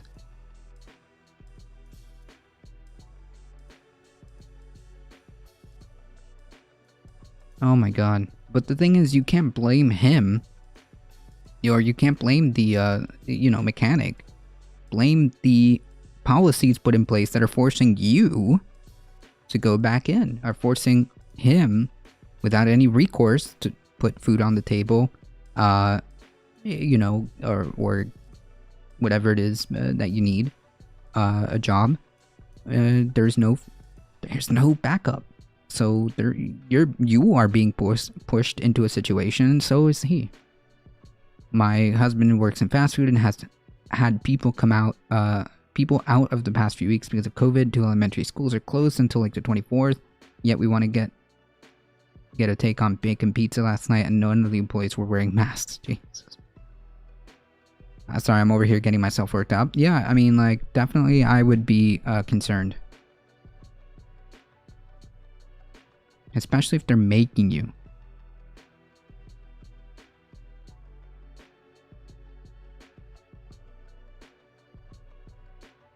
Especially if they're making you, knowing that you could potentially have it. Oh, I can blame both, and I do. The mechanic who's not vaxxed, doesn't wear masks in public, and doesn't think COVID is serious, all to tell signs of a single-man super spreader. Well, that's not cool. Like, look, bro. If you want to do that, you stay home. You do you. Stay home. Like, that's the problem. But,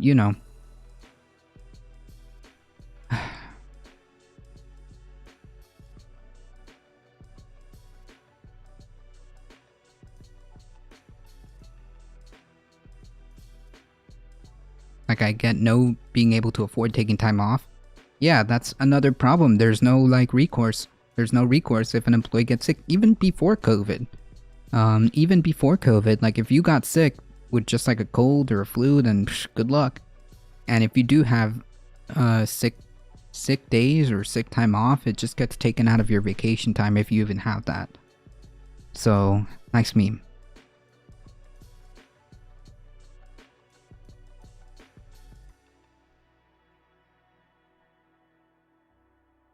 Well.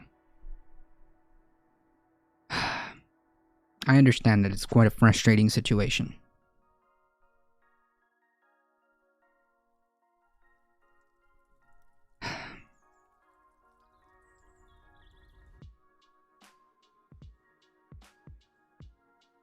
How the mechanic has a kid too.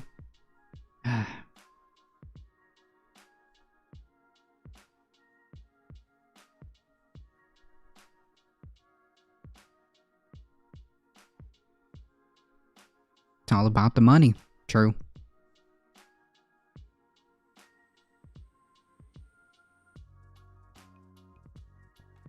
Shifting the taste of the black pill. Let's shift the little gears on the black pill, right? How Exxon is using an unusual law to intimidate critics over climate denial. ExxonMobil is attempting to use an unusual Texas law to target and intimidate its critics, claiming that lawsuits against the company over its long history of downplaying and denying the climate crisis violates the U.S. Constitution guarantees of free speech. The U.S. largest oil firm is asking the Texas Supreme Court to allow it to use the law known as Rule 202 to pursue legal action against more than a dozen California municipal officials. Exxon claims that in filing lawsuits against the company over its role in the climate crisis, the officials are orchestrating a conspiracy against the firm's First Amendment rights. The oil this is the premise of all of this is all so silly. Chrono Stampede, thank you for the follow, appreciate that.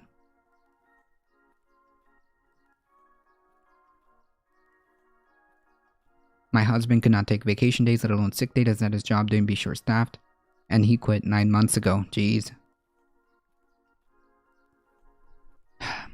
Exxon claims that in filing lawsuits against the company over its role in the climate crisis, the officials are orchestrating a conspiracy against the firm's First Amendment rights. The oil giant also makes the curious claim that legal action in California courts is an infringement of the sovereignty of Texas, where the company is headquartered.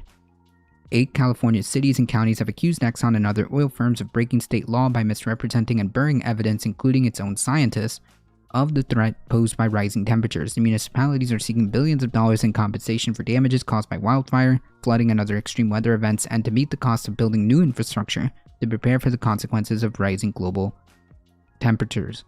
Rule 202, in effect, allows corporations to go on a fishing expedition for incriminating evidence. They are able to question individuals under oath and demand access to documents even before any legal action is filed against them.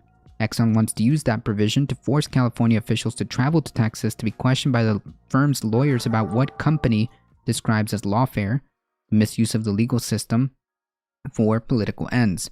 Exxon claims in a petition to the Texas Supreme Court that it is entitled to question the officials in order to collect evidence of any potential violations of ExxonMobil's rights in Texas to exercise its First Amendment privilege to say what it likes about climate science. Wait. I thought they were on board with the idea that climate change is real and they have to address it and blah blah blah. Like, I thought they were... Nice meme. Corporations are people. True. Thanks, Mitt Romney.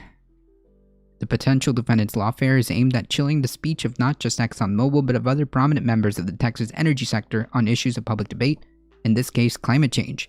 The oil giant's critics say Exxon attempt to use claims of free speech to curtail the First Amendment rights of others follows a pattern of harassment towards those who challenge the company's claims about the climate crisis. Oh man, what is that guy's name? Donsinger? Was it Donsinger who was being, like, effectively jailed by Chevron? Was it Chevron? Was it Chevron?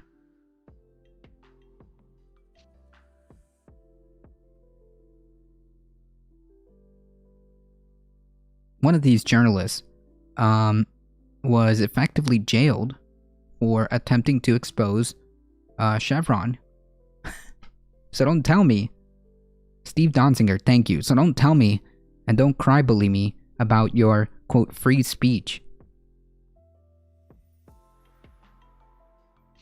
How about chilling on setting the planet on fire? True.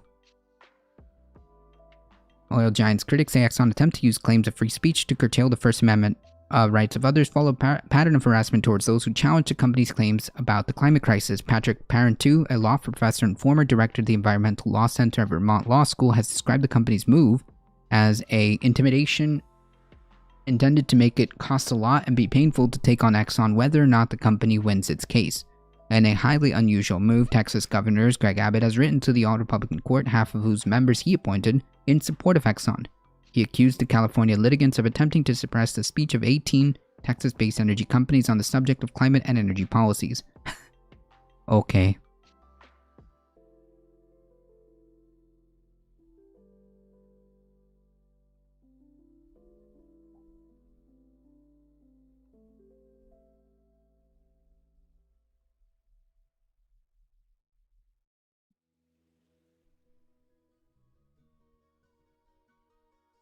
This is just wild to me.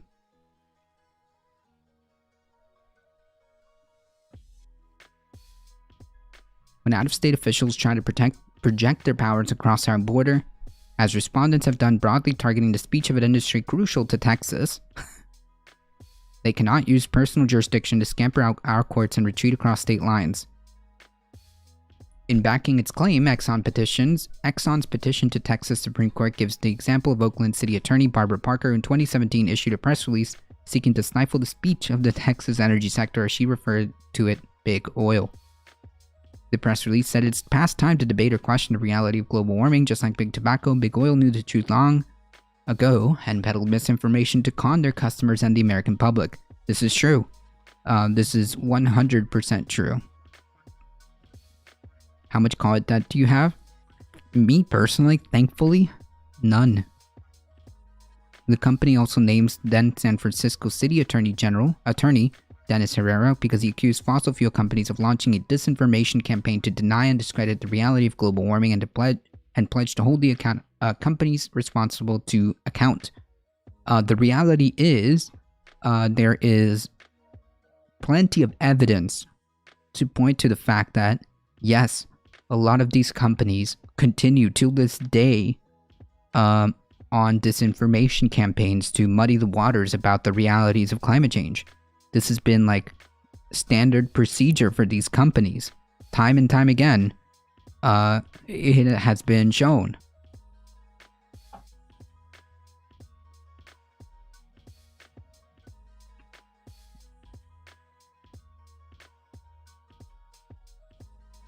Exxon, in addition, has targeted an environmental lawyer in Boston, Matthew Pawa, who represents some of the California municipalities.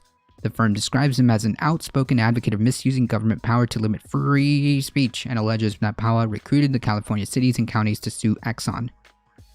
Those lawsuits are an affront to the First Amendment. Okay? Naomi Oreskes is a Harvard professor and co-author of Merchants of Doubt, How a Handful of Scientists Obscured the Truth on Issues from Tobacco Smoke to Global Warming, said Exxon had a long history of attempting to bully its critics into silence. True.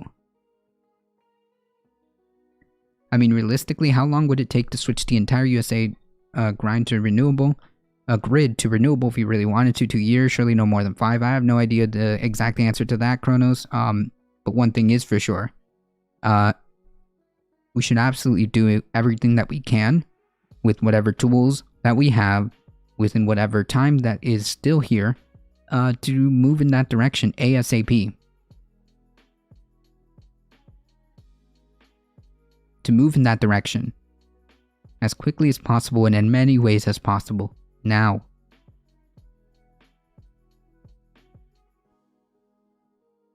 I am in no way a climate radical.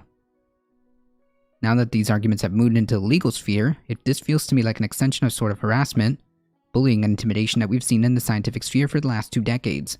Maresca said the legal strategy is also part of a broader public relation campaign to paint the company as a victim of radical environmentalists and opportunist politicians, when Exxon argues that it should be heralded for its efforts to combat the climate crisis.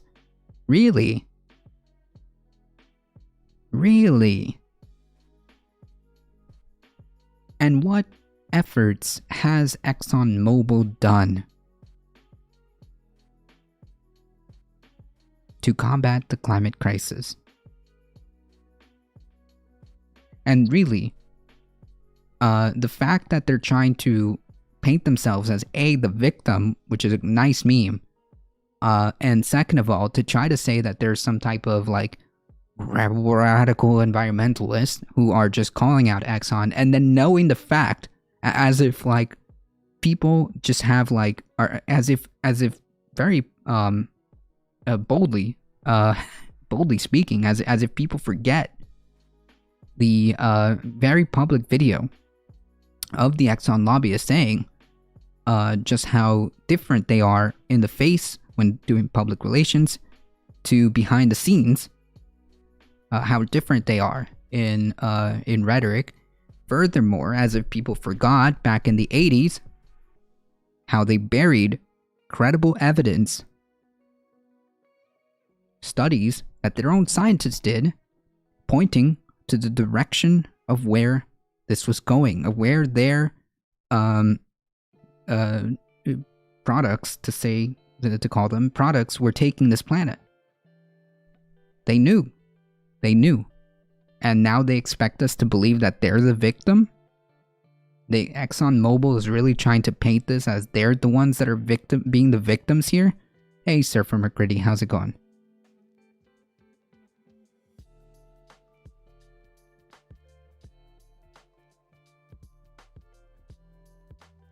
Yeah, exactly. No, it's even better than that, homonym. It's our because corporations are people, it's our free speech to F this planet into oblivion.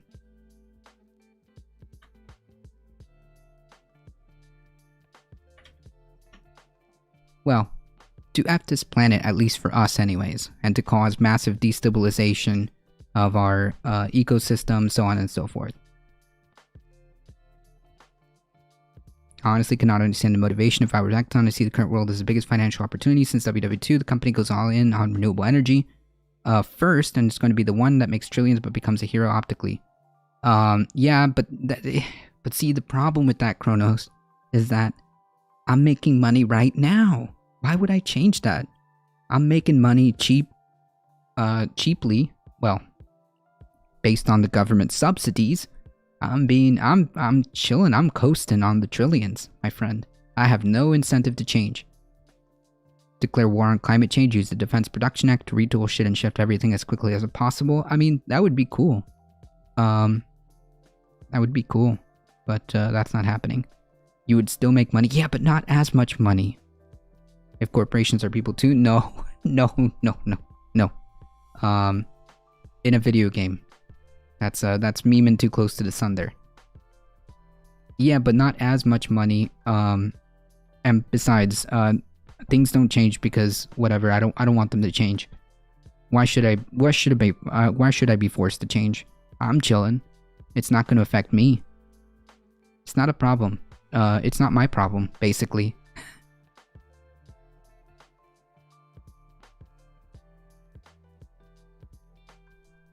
Survival of the species is instinctive. Yeah, but I'm going to survive.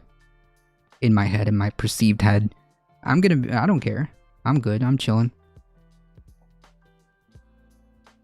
I've got my trillions. Maybe that's it.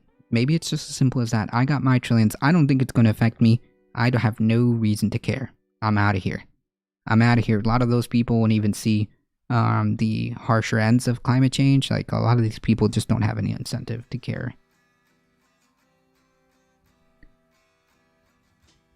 Exxon has tried to head off climate litigation before lawsuits claiming that the Attorney Generals of Massachusetts and New York were violating the company's rights by investigating it. Those moves were blocked by the Massachusetts Supreme Court and by a federal court. If the Texas Supreme Court allows its 202 bid to proceed, Exxon might expect a more sympathetic hearing for its claims in a state court system that has shown deference to big oil. Nice meme.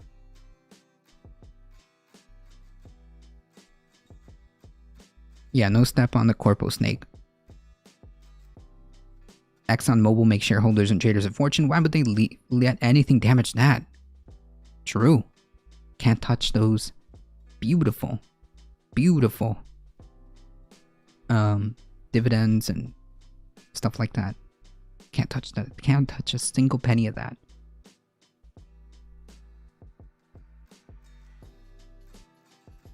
This is why I'm a radical leftist. For all the infighting on our side, very rarely do I feel like I'm speaking to a little sentient brick like I do when talking to conservatives.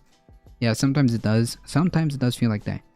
Can you show me what kind of crisis is it currently? This is a great meme. Nice meme, dude. So basically the problem is that, yeah, sure, obviously climate changes all the time. The problem is that because of anthropogenic factors like industrialization, the speed at which it's changing has caused destabilization in ecosystems that are causing domino effects that are becoming a severe problem. Something that would happen in hundreds of millions of years are happening at such an accelerated, and I'm just spitballing, there's an actual number to it. Based on the IPCC findings, you can look it up. Actually, why don't I just give it to you?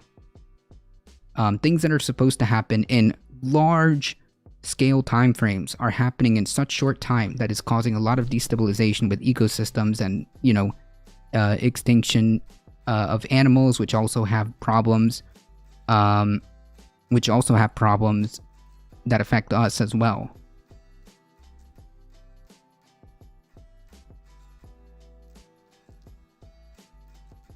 We humans are part of that shit. That BS is chemtrailing. Do you have evidence for that? Yes, please send the link so I can read it on my own. I just want to be more informed. Just go to where the sources are, my friend. Go to where the sources are. Howdy, the 8366. Again, howdy. Howdy. Welcome back. Many have been roped into thinking that they have to care about the stock market as well. True.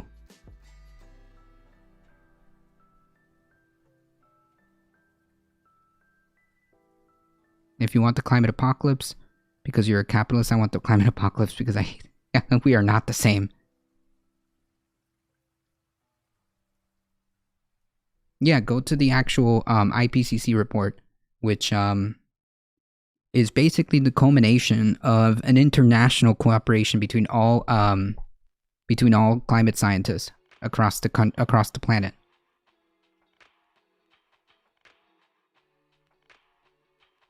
No, I'm not going to some random organization website. I need studies. I need data. If you're making shit up, I need data to back it up, okay? Simple as that.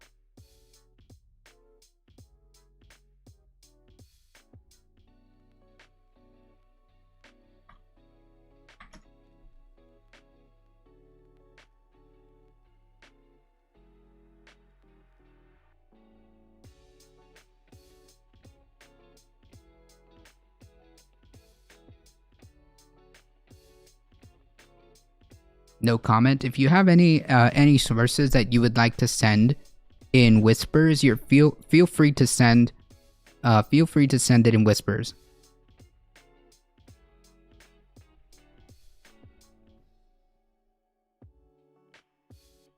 I'm not Googling anything for you. Send it to me in whispers.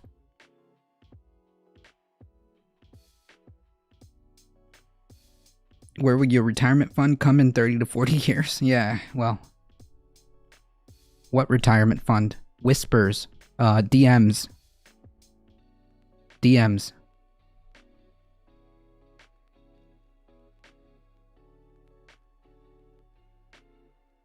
Anyways, TLDR, ExxonMobil being ExxonMobil.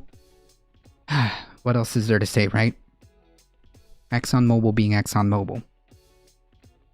Seems to be like demon president, like the face of this climate crisis.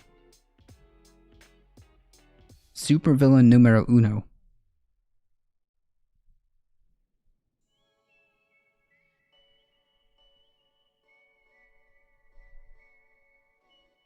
Check out this quick opinion. Rising costs of climate crisis must compel Congress to act. Last year, while too much of Washington dithered and danced around the urgent need for climate action, catastrophic drought, storms, flood, and other weather climate disasters resulted in $145 billion worth of damage and took 688 lives nationwide.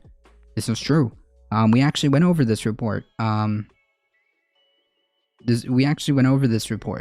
These disasters directly impacted more than 40% of the population from the Great Plains states to the hills of Kentucky, from the Pacific Northwest to the Gulf of Mexico. Already, $742 billion in damages have been incurred in just 5 years. The climate disasters have killed more than 4,500 people across the country in 5 years. As staggering as they are, these figures reference only catastrophic disasters that individually cost $1 billion or more worth of damage. They don't include ongoing losses from widening deserts to rising seas, consequences like species collapse that can't be easily monetized. They don't cover every drought, every storm, every wildfire, or heat wave.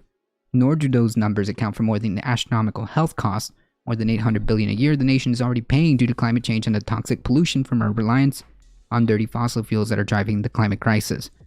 Yeah. So, like I said, this anthropogenic factor is speed running us into catastrophic scenarios.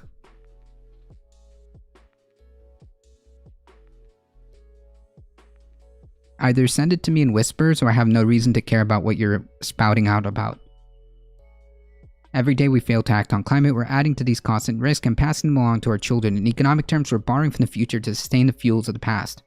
Yeah, so like a lot of these, like, you know, standard conservative talking points, you know, about how we should, you know, the debt is always something that we, the debt is always something that we pass on to our children and so on. What about this? What about this? This is totally anecdotal, but I found approaching the issue from the perspective of fighting pollution always plays out better. Sometimes that may be true depending on who you're speaking with. Casual callouts. Depending on who you're speaking with, you talk to them about either how it impacts them individually. It depends. Sometimes you need to go on the economic aspect of it. Sometimes you need to use feelies. Sometimes you need to use feelies to kind of make your point about how this is going to affect your children, your children's children, and maybe even your children's children's children, which is really not that far from now in the grand scheme of things. How are you going to explain, or how do you think your children will look back, or your grandchildren or your grandchildren's children will look back on and say, why didn't they do anything? What did they do? What did grandpa or great-grandpa do during this time? Like, they had the opportunity to fix something, or to at least attempt to turn the ship to mitigate these things. What did grandpa do? What did great-grandpa do? What did great-great-grandpa do? But ADT, it still snows, that's true. Didn't think about that one. I went to school for geoscience, and getting into the weeds about climate over geological time can be optically bad for the climate fighters. Yeah. Like, you know, in the grand scheme of things, it's but a blink of an eye. 2030 is but a blink of an eye. 2050 is but a blink of an eye.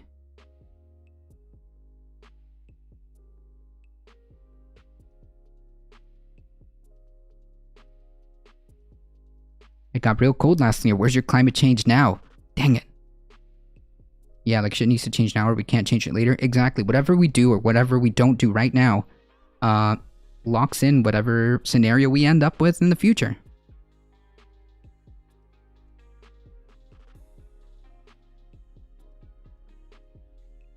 That's right. Most people, everyone hates pollution more or less. Yeah, that's a good point. It just depends on who you speak with. We also need to accept it's late in some aspects. Oh yeah, absolutely. Some things are already locked in. And unfortunately, some things are just going to be inevitable. But we should try, while we still have time, to mitigate the worst sense of it, to do what we can within the time that we have, within the tools that we have right now. Not justification, but mass extinctions have happened many times already. Sure. The problem is, we're the cause of that. We're the ones doing this. We're the ones accelerating this. We're the ones that are yeeting ourselves off the cliff. That's not like a reason. Oh yeah, I'm in favor of the jobs the comments are gonna bring. First Earth Day was in 1970, and the government did very little. Why they have a plan all along? It's controlled. Yeah, sure. That's just incorrect. Just delusional conspiracy theories, unless you want to prove something else. Unless you want to prove it to me.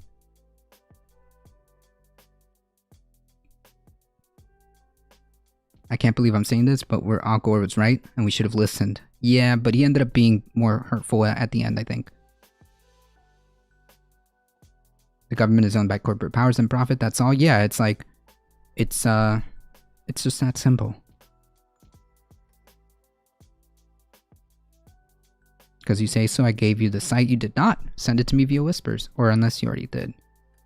Nope, I don't see it. Anyways, folks, it is 11:28. I gotta get going. Folks, if you enjoy the content, don't forget to hit the follow button. You get 5 free emotes. 5 free emotes. We're here Monday through Thursday, 9 a.m. Eastern Time. Tomorrow, join us. The Beckosphere will be on. And to talk about the climate crisis. So make sure you come through. 047. Make sure you come through. And have somebody who knows what they're talking about actually talk about the climate crisis. Yeah, it's just that easy, Kronos. Just that easy. Hang around. Thank you, Carlos. Looking good. Have a good one. You have a good one. Yeah, tomorrow we'll have the Beckosphere on to talk to us about the climate crisis. I'm super excited. Yeah, just be born rich. Yeah. As always, please stay safe. Please take care of each other. I'll be on. I hope to see you guys in the next one. See ya. Dude, just build houses, bro. Just make it so that you are rich, okay? Just go back in time and be born to a rich family. That's it. It's that simple.